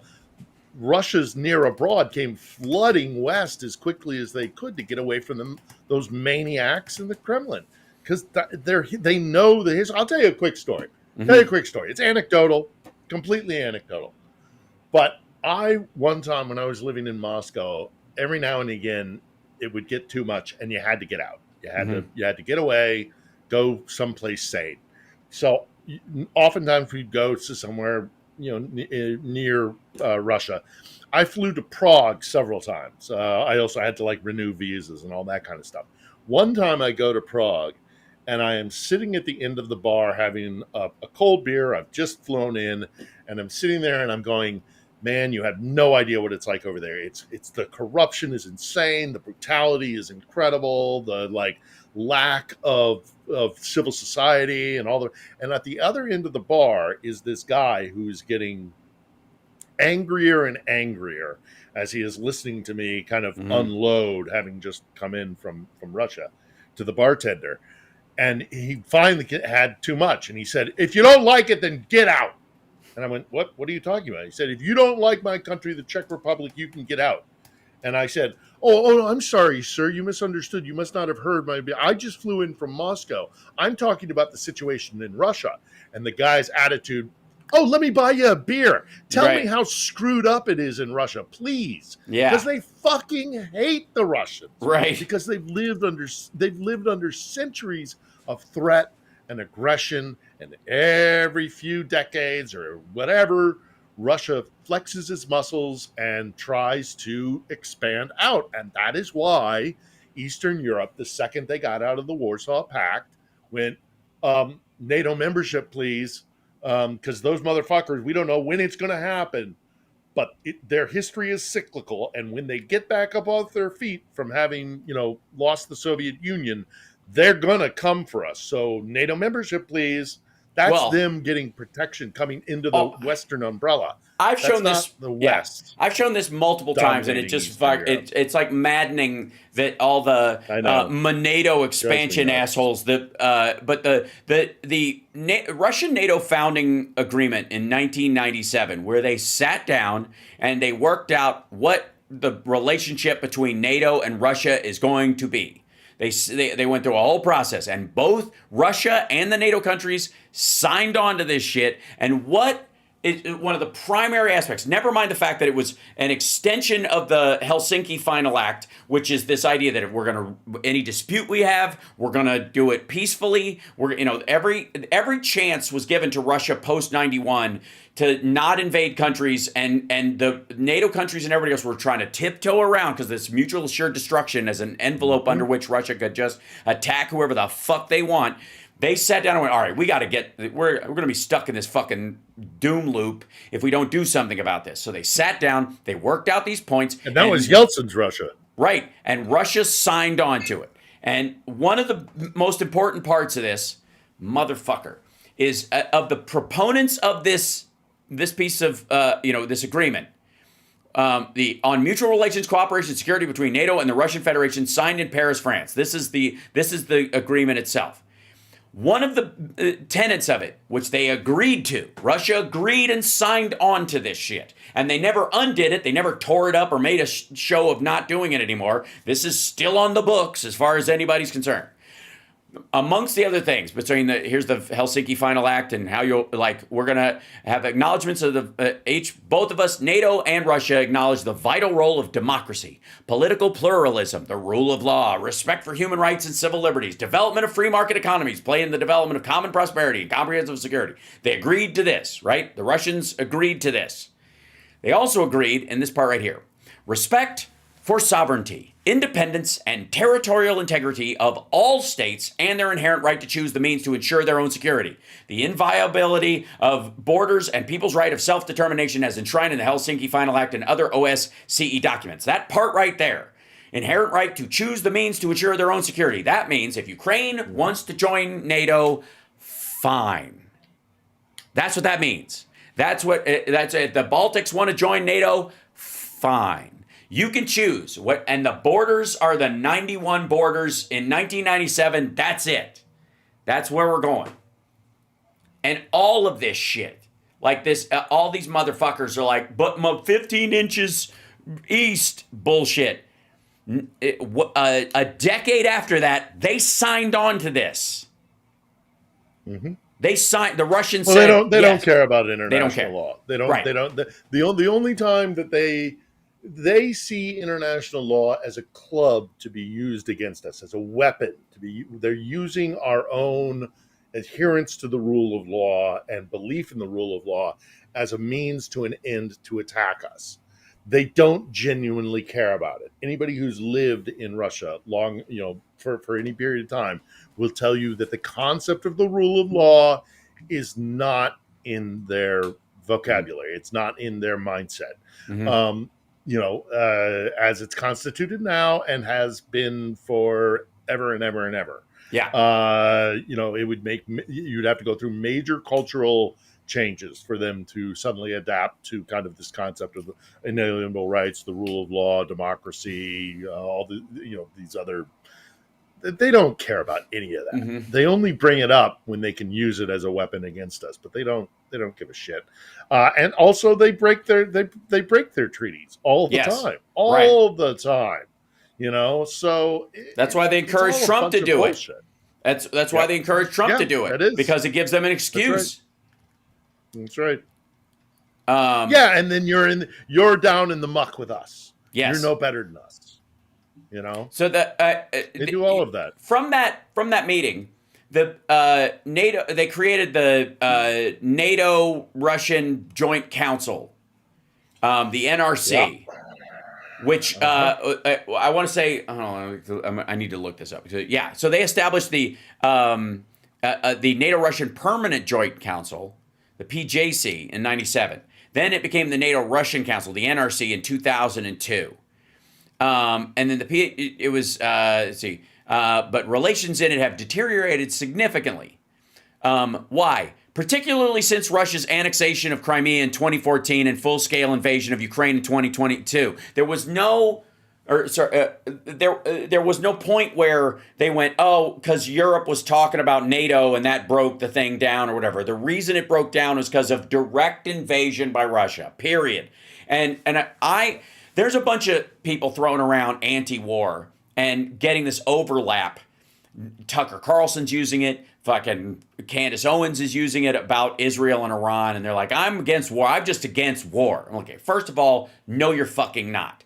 Because you're not against rape if your brilliant idea to stop rape is to make the woman take it. Because if she accepts it and allows it to happen, technically it's not rape anymore. Even if the consent is under duress, it's still consent. Right? That's it. And if it's already, if the rapist considers her his wife already, which would be the Russia-Ukraine situation, then she kind of had it coming for thinking she wasn't, and you can't rape a wife and stuff. That's the mentality. They're not talking. Here's how if you want to be anti-rape, this is how you do it. You pull the rapist off the woman and you put him in jail so he doesn't rape anybody else. That's it. That's the only way you could say it. It does not involve the victim changing their mind. It does not involve the victim suddenly going, well, I guess it wasn't that bad. And that's what they're asking of Ukraine. Yeah, and also in addition to that, I mean, I remember that period of time when there was even like occasionally people would float the idea of like, hey, maybe Russia might even join NATO. And then that would like pop up for a half a second and somebody would organize a committee and then it would fall apart because ultimately the Russians aren't sincere. They're not acting in good faith. And additionally, they can't be integrated into NATO because their entire structure of their military and how it's used and their perceptions of the military is it can't work in conjunction with the West. And that's why also you have Trump all the time talking about like, well, maybe Russia should be back in the G8. Maybe Russia should be back in the join the G7, be back in the G8. And it's like, I remember before Crimea, the whole thing with like that Russia was going to get kicked out of the G8 was also in no small part because Putin's Russia got into the G8 and went to the G8, the rest of the members, the G7, and said, so we're in this club together, right? So we're just going to, all this is about is how to divvy up the world and for all of us to get rich and all of us to like, it's not our economies that we're trying to better for the betterment of our people, and fostering economic growth through, whatever. No, it's just about we're all going to grab shit, right? And the rest of the G7 were like, what the No, we actually Yeah. we sit down and we fucking hash shit out, and Yeah. we write stuff down. We put ink on paper, and then we sign. And it's that got to paper, mean and something. that obligates us Right. to it. And it's got to mean something. You stupid criminal fuck. What Yeah. are you talking about? You know. And that was as much as the invasion of Crimea, where the rest of the G7 were like, "Fuck off, man. Yeah. Fuck off. Get your house in order. Maybe come back." But it wasn't this big. And Trump's whole thing about the G8 is definitely Putin inspired. I mean, that's definitely coming right out of the let's talk a little bit about the CSTO. And we got a question. Somebody says, Phil, what is your take on Sergei Gore, which is this Sergio Gore guy who's a Russian agent? Allegedly, he was supposedly born in Malta, but he lied on his forms, and Elon Musk has been outing him or whatever. But they think he's literally hiring people for Trump in there. We'll talk about him in a minute, but let me show you something. We're all familiar with the meetings of NATO, and we're seeing the NATO folks hanging about, right? This is the CSTO. This is the Russian version of NATO. This is their organization that they put together of countries, by the way, that join at the barrel of a gun. That if you and I'll show you why I feel that way. Besides the fact that it's true. This is, let me see if I can find a picture. These are the leaders at one of their meetings. This is the map of the CSTO, which is a big chunk of Russia, and then these other countries, including Kazakhstan, that they've absorbed and whatever. I think Kazakhstan's over here. This is the other. But see this little light green area? That's the seized part of Ukraine. In their mind, this is the part. This is in the CSTO because they stole it. And again, this goes to where, like, if a Russian soldier's boot is on that ground, it is Russian territory. And the CSTO, I guarantee that while you can't say that, post the attack, that Ukraine hasn't come closer to, like, hey, can we eventually be in NATO? Because this is fucked up. We can't wait for these guys to reload and try again. But I guarantee Russia didn't ask them if they wanted to join the CSTO or have part of their territory in the CSTO. Oh, of course right? not. Yeah. So they just get to claim it. So the idea of NATO expansion, which is a voluntary thing, compared to the Russian CSTO, which is their version of it, which you can become a member of without even your fucking permission. Like, I don't know why this is hard for some of the maggots to grasp. Maybe they just don't want to be able to grasp it, or it eats a hole in their argument. Or maybe because I just can't believe they see the world in a similar way that the Russians do. There is common. Can I also say fuck the CSTO for one other reason? Their symbol looks like a fidget spinner. Just saying. Yeah, I mean, it's Belarus and it's the Central Asian countries that can't. I mean, they're so desperately poor they can't exist without assistance from Russia. Although that might change, right? We'll see what Beijing thinks when this all shakes out and things start to fly off. Armenia has pulled out of it, or is not observing because they can't get out, but they can not observe. The Caucasus are tricky. Yeah, the Caucasus are a little bit more tricky. But it's Belarus, Kazakhstan, Kyrgyzstan, Russia, and Tajikistan are the official members, along with Armenia, which is non-observant at this point. And then any seized territory, including Georgia and Chechnya, that Russia considers, whenever you see Russia is an observer of it, that's any territory they fucking claim. Mm-hmm. Right? The Ossetians and the Abkhazians in Georgia, the people from Donetsk and Lugansk here, or even in Crimea. The LPR and the DPR. The LPR, DPR, even Crimea has Z supporters. Makes life difficult for the indigenous people of the peninsula, but what does Moscow fucking care? Right. So, I mean, it's I mean the double standard that it is all the West, and it also denies these countries the concept of their own agency. Yeah, it's like, well, it's meant to. we don't want to upset Moscow because they have nukes, and also their empire is far more legitimate than ours. And it really is. I mean, we have to consider that Russia has been invaded so many times in its history, and blah blah blah. All it's doing is denying these people their own agency because it's far more comfortable for the West and for hypercritical on either end of the political spectrum, critical of the West to to turn around and go, well, actually, also the Russians engage in some pretty heinous colonialism as well, and we should, if we care about. I gotta say, if we care about Iraq's sovereignty or Afghanistan sovereignty, and that's why we should go to the streets and protest, we should also equally look at Ukraine's sovereignty. Yeah, and I'm also hypocritical, and I'm a little annoyed at being on the hook for shit we fought a war over in the 1800s that these motherfuckers still do. China right now is currently, at this moment, using slaves to create products that are sold in the rest of the world. And one of the biggest products is fucking cotton. You would think that people allegedly on the left side of the aisle would actually give a shit about even the optics of cotton-picking slaves in a country making garments for the rest of the world at a really low cost, instead of going, fuck it, I just don't want the prices at Target to go up, so, we got to leave China alone. No. And then Russia's doing the same thing with the immigrants in their country. They are rounding them up and sending them to the front. The idea that this is forced labor or forced, conscription, these people aren't citizens. These are slaves. They are captured fucking people. And half of them, the people that they're sending there, weren't in fucking Russia. They were in territory Russia claims as its own.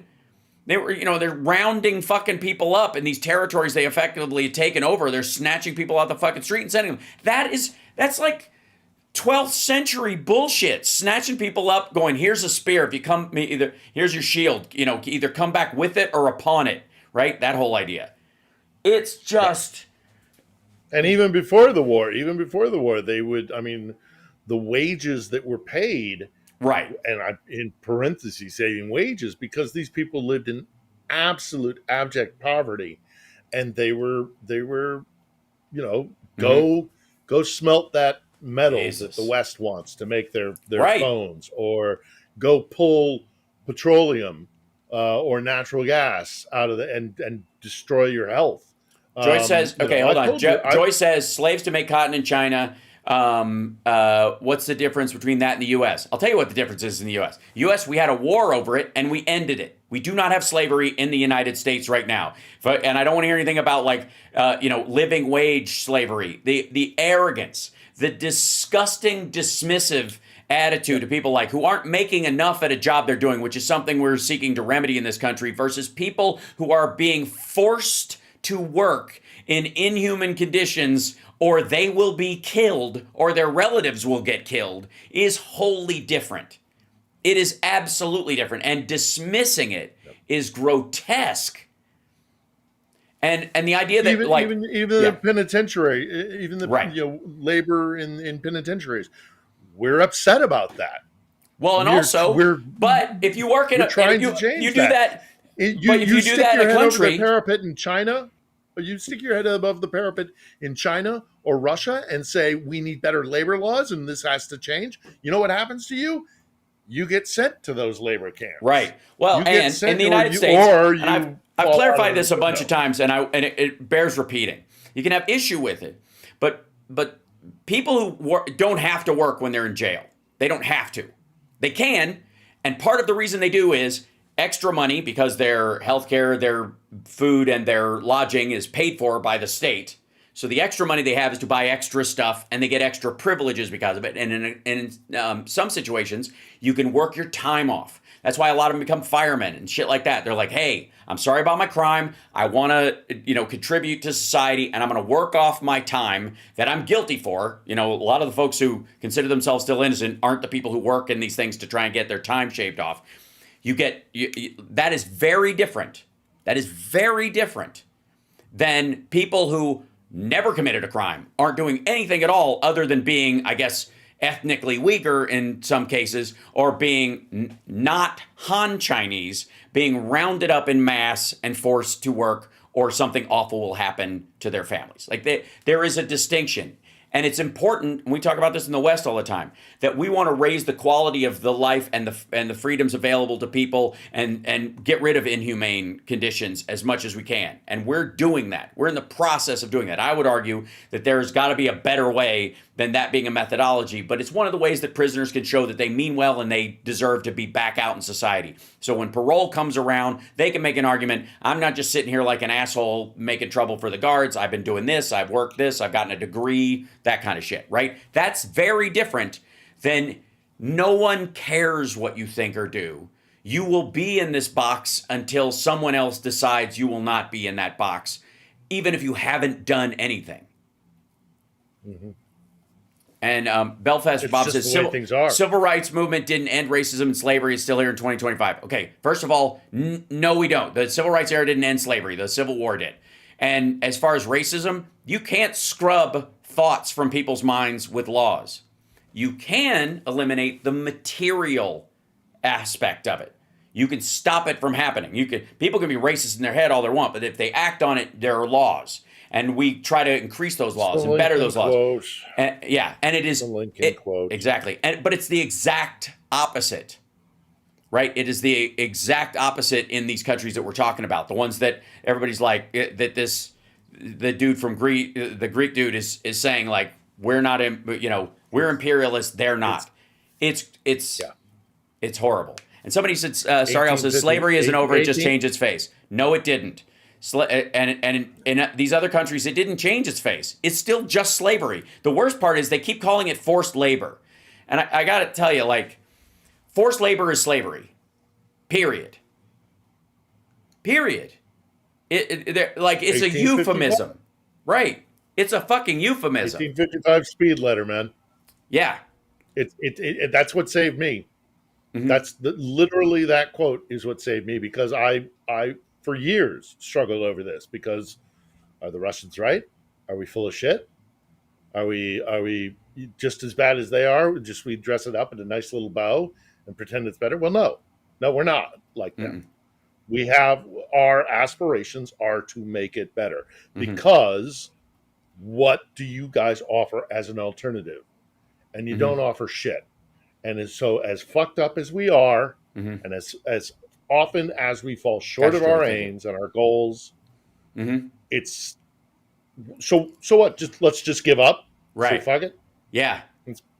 Well, that is ultimately the only conclusion you can come to, which is exactly the conclusion that Russians want us to come to. That's exactly right. You can't fix it, so why bother? And that's why that's what Trump thinks. That's why. Well, and that's why one of the greatest weapons in their arsenal is information warfare. If you can get exhaust people to just say, or get them to just fall on their basest instincts, right? Yeah, it's just screw it. Screw it. We are no better, or we're full of shit, and so why even try? Kathy, that's what they push. Kathy in the chat says some say every day going to work is slavery. It's not. It is so brutally, horrifically arrogant and beyond insensitive. It just like the people are being forced into working in cobalt mines, and this is not working for a wage, however small. It is a wholly different thing. And the idea that it's kind of like a coin flip or it's 50-50 around those things that's a terrifying thought. Another anecdote. I can tell you another anecdotal story. Sure. We go up to a place called Nickel Norilsk one time, because we go do a story on the world's largest nickel mine. Yeah. And smelting plant. and Nickel Norilsk is a fucking moonscape, and it is disgusting. It is it's choked with smog and everything belching out of the refinery where they're smelting down the nickel. We run into these two kids and we interview them. We say, "What's it like living in Nickel Norilsk?" It is what it is, sort of thing. And well, tell us what your life is like. And they go, "Well, it's okay unless the wind starts to blow to the south, because we live south of the factory, and so our parents tell us to stay indoors and try not to breathe so much." Can you see that happening in as bad as the Appalachians? Right. As bad as what the mining conditions in the Appalachians did to the people of our own country? Could you see that? Here's what I can see. Here's what I can see. Brutality? I can see a Russian version of Erin Brockovich getting her brains blown out by security forces and no one giving a shit ever. That everybody that looks into that stuff in Russia... We would never have even heard of Flint, Michigan. Right. Like, everybody gets fucking silkwooded in those situations. There's a reason why Silkwood was a story in the United States and we consider it horrifying, and why it changed the behavior. And the same thing with Erin Brockovich, why it mattered, and it still matters, and it won't stop mattering even if Trump tries to. But there's a wholly different situation, and people just kind of like coasting on this. Like, I gotta say, there's something so arrogant and brutally dismissive when people talk about like the drudgery of common work as slavery, when there are still slaves right now who don't have a choice of any sort right now, right this second. And the idea that, like, well, we kind of need them because the price has got to go up. Like, think about how people talk about, like, immigrants here that do the jobs that Americans don't want to do, but they come here for a better life, and they get more money here and even can send some home doing these jobs, even if they're working at an under-the-table lower level, because they're that industrious. They pull 3 other jobs while they're working on a farm during certain shifts. They end up going to fucking Home Depot and hanging out in the parking lot, taking on even extra jobs. They're like industrious, trying their best, working really hard. And even those people would not describe what they do as what is happening to the Uyghurs or the people who are being forced into fighting in Ukraine on behalf of the Russians. It is a wholly different thing. And there is a difference between which side morally, ethically, and governmentally wins in this circumstance. It does matter. And if you are outraged by the working practices or labor practices in the United States, or if you are outraged by the whatever, the anti-union stuff, right? Anti-unions, or even the racism, or if you are outraged by that, it is due in no small part because you are an American. You're part allowed. Of a liberal. You're used to it. A liberal democracy, and not only that, you have a sense of let's fix that. That's a problem. Let's fix that because it's unjust, and we should fight injustice. It's the continual fight against justice. It's not the hopefully we get to the promised land. I may not be there with you when you get there, sort of mentality. That is non-existent by a vast differential percentage of the population in places like Russia, in places like China, even in places, like Iran, where despotism, you live in that system, and if you dare speak out against it, and you are basically taught from age null that this is how it is. It's always going to be this way. This is because this is what humans do. You don't have human rights. These ideals that we have, that we get upset when they're violated, it's because we believe in these ideals. Not that we achieve them, but we believe in them and we strive to make them better. In countries where that's not even, where the central government or the ruling class has this population so locked down into, as you mentioned, the Uyghurs and the slavery there, or the conscription of being thrown into the meat grinder that is this war for the Russians, or also, throwing them into factories and smelting plants that are going to kill them at the age of 30.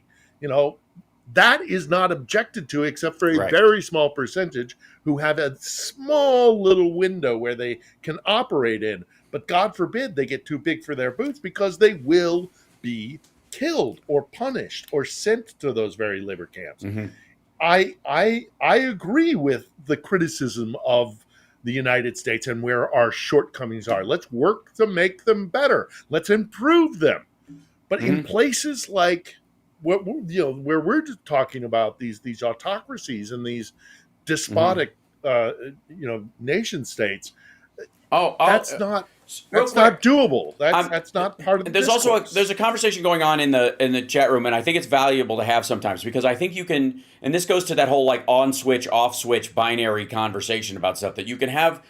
You want to operate things based on the reality that's on the ground, the system you're trying to work within, and the improvements you want to make, and all that kind of stuff. And you can take we often, because we live in America, have taken for granted for a very long time that system exists and will continue to exist without any input from us. That's why we have this vacillating voter bloc that kind of goes, it doesn't really fucking matter. When you get somebody like Trump in, it starts to matter really quickly, and the distinction becomes incredibly important. And I don't know if most people know this, but there are currently in the United States, there are about 90,000 inmates in private prisons. Not state-run prisons, not federal-run prisons, but private ones that are licensed out. 90,000.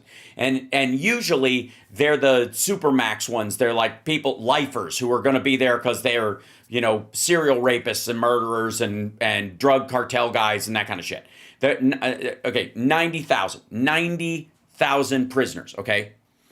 In 2022, and I'm sure somebody in the chat room could tell me, the federal government stopped using private prisons. States still use them. Texas has more than any other state. That won't surprise you. But the federal government stopped using private prisons in 2022. Now, I'm sure some of you could tell me, who was the president in 2022? And do you think this president will seek to undo that or change that policy, or would have ended the use of them?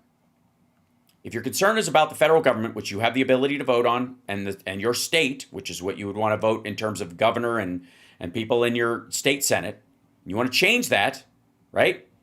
You want to actively change that, then you can. If you live in Texas, it's going to be hard. But in a lot of other states, they've slowed it down or stopped it entirely. But on the federal level,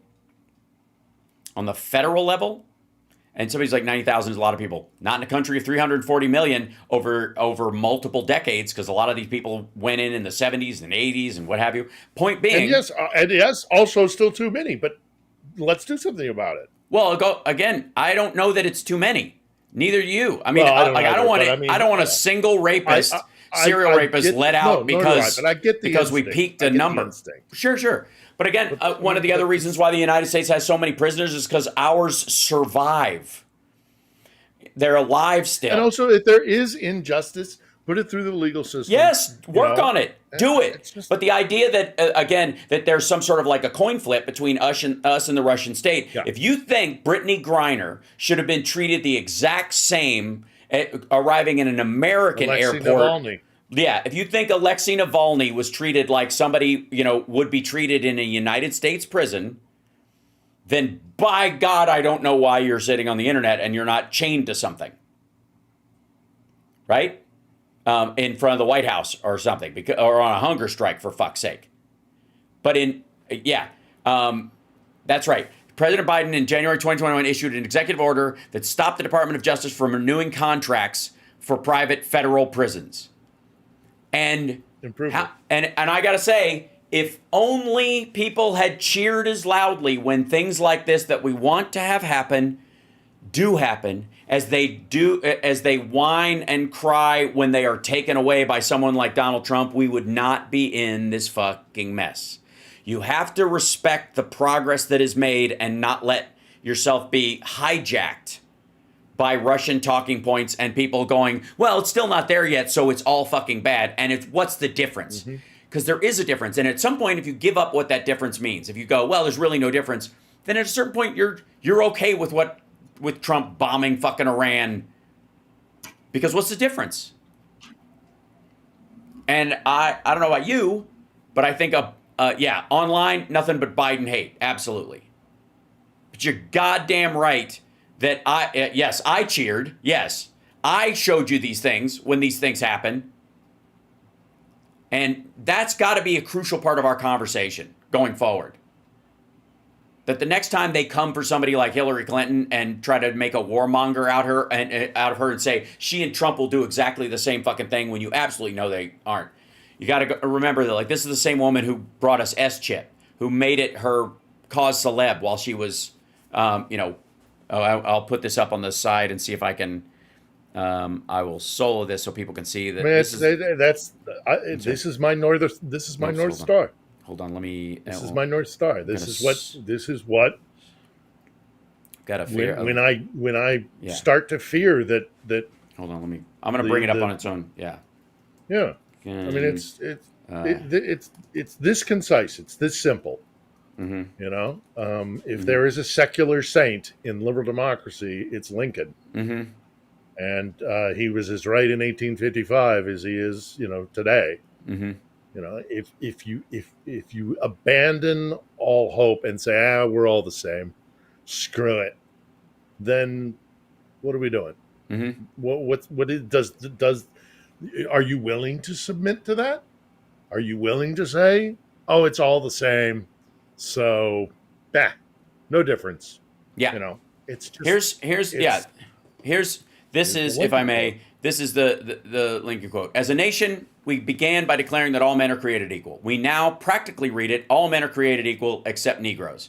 When the know-nothings get control, it will read all men are created equal except Negroes and foreigners and Catholics. When it comes to this, I should prefer emigrating to some country where they make no pretense of loving liberty, to Russia, for instance, where despotism can be taken pure and without the base alloy of hypocrisy. And when people start talking about a difficult job that requires that has a low wage is the same as being shackled in a fucking barn. That's what this is. And it allows for the room of people like Donald Trump to go, anyways, what's the fucking difference? Yep. We're just as bad, so we might as well do it. Yep. And at a certain point, your values have to materially mean something, and you must defend them, even if all that's required of you is defending them verbally. Right? All men are not created equal except by our Constitution and the rule of law. Right. And you have to enforce that because it won't happen naturally. These are not natural laws. This is not the natural law of humanity. If you believe that housing is a right, it's a material right created by government. It is not a natural right. No one is born with a house over their head, and God does not magically dispense a house that someone can take away over top of you. You have to either create it yourself, or somebody's got to make it for you, or some work between the two of you has to organize that existence, right? And if you want that to happen, that means you've got to have rule of law. You've got to have, equality in your country, and you got to work to make sure of it. And black people were considered 3/5 of a person. That's terrible. That was mitigatory because the South wanted to count them as a whole person, but not let them vote. The reason that became the difference was the North wanted to count them as a person, but they could vote. The South wanted to count them as a whole person, but they couldn't vote. And so for congressional representation, they represented 3/5 of a person, because the North was like, it's not half, because we want to eventually make them a whole person in terms of the law. And in the South, they swallowed that part of it because they thought it would never happen. That's where the 3/5 came from, because the South wanted to go, we've got all these people, so we should have this many. We should have representation. More representation in the government. And the North was saying, you motherfuckers don't let them vote. So no, they don't count as a whole person for that, for creating congressional seats. That's where that came from. It wasn't about the humanity of them. You could argue that the North was already looking ahead to a day where they would be counted as full people and voting members of the populace, and the South was fighting it directly. That's why anybody who tells you that the fucking Civil War wasn't about slavery is a fucking asshole. And if anybody tells you that this is a manipulated conflict in Ukraine, and right, and that NATO, NATO expansion, Russia invaded. This is exactly why the Ukrainians are fighting as hard as they are, because There is a line in the sand. Either you believe that people should have inalienable rights, that among them life, liberty, and the pursuit of happiness, that you should have, recourse under the rule of law. That doesn't exist in Russia. Mm-hmm. And it hasn't existed in Ukraine while it's been under Russia's imperial dominion. And that is the vast majority. That is the major motivating factor why the Ukrainians are fighting as hard as they are. Right. And the fact that we are not just giving them everything they need to do if we say we believe in these things. Mm-hmm. Now that is a betrayal of our ideals and something we need to change. Absolutely. I appreciate you being on, brother, and sticking around a little bit past it. All right, man. And I'm a little on edge today okay. because I slept 45 minutes last night. I had to pull over on the truck stop and take a nap when I was driving back last night because we finished the show at 1 o'clock in the morning. And I arrived in Vegas about 6 a.m. this morning. But this really has to matter, and it really is. I've never seen a more stark example of it than the Russia invasion of Ukraine, as far as a metaphor for exactly what we're talking about and the meaningfulness of it. Because again, we were horrified by Abu Ghraib. I was. You were. I marched against the Iraq War because I found it to be wrong. Everybody in my chat room, I presume, but in large part, I'm sure I've got some maggots in here that didn't, but the vast majority of us either were against it, stood against it, marched against it, or to this day stand against it, right? So the idea that we're just going to kind of nobody really listened and fuck it, is maddening, or that you can't see the stark difference between rape squads sent in by Russia into Bucha and all these other places with just a total disregard for humanity, and the Ukrainians simply trying to live with all their problems. And that's why this week the episode is going to be an interview with a guy who is leading legal reforms. To change from a Moscow-based kind of legal system, a Byzantine law, to a more continental European liberal democracy. And that's who we'll be talking to. Because the good work of making your country better always goes on, so that we have something, and we stand for the things that the progress that is made, as powerfully as we would fight against them being torn down. We got to stand up for the stuff that we have accomplished, because in the immortal words of Kamala Harris, we're not going back. And the idea that these wins on this, that the Civil Rights Act, that the Civil War, that women's suffrage and the rule of law in this country, the American Revolution itself, the American experiment, right? Hate laws, gay marriage, all these kind of things can just be tossed out because everybody's bad guys. That's what Trump says. That's what Putin says. That's what they want, and that's what they want you to fall back on. And I won't do it. I'm not going to make these false equivalences and let these motherfuckers shape how I see my country, because that's what they want to turn my country into. It's ridiculous. Not going to let Trump do it. Certainly not going to let fucking Putin do it. And they both think the same way. So anyways, you're terrific. Thanks for being on, brother. Have a great show. On the Edge is the name of the show. Philip Bitner, please subscribe to the channel, and I will see you on Saturday. Yes, indeed. All right. Take care. Appreciate it, brother. Okay, there he goes. Off he goes. Ladies and gentlemen, I'm definitely wound up today. It might be the lack of sleep part, but I do not, maybe, because I don't really get short. You know what I mean? I mean, all right. I'm 5'9", I'll have you know. In shoes, I'm almost 5'10", depending on how heavy I am at the moment. But there is a moral imperative to stand for the progress made. And when people piss it away or act like it didn't happen or go, nothing's really changed, they're selling something. It isn't just that they're dismissing the hard work, the people who fucking died to make this happen. What they're doing is saying to you, there is no difference, therefore I am willing to trade it for a violent, despotic regime as long as I think it might do things my way. And I won't do it. Other people will. Other people will go, hey, okay, as long as we got a despot as he's on my side, that's fine. Sorry, I'm all for the complexity and the difficulty of democracy, because I think I'm charming and able to convince people, and I will continue to put the time in.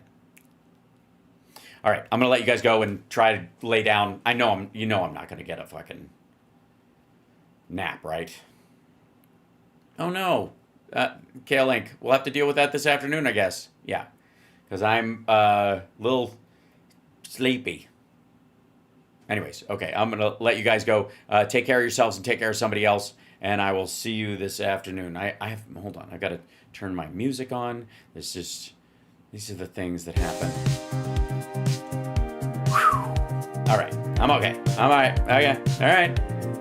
Okay. Thank you guys so much for the support, and thanks for being here. Share the show. Don't forget to subscribe.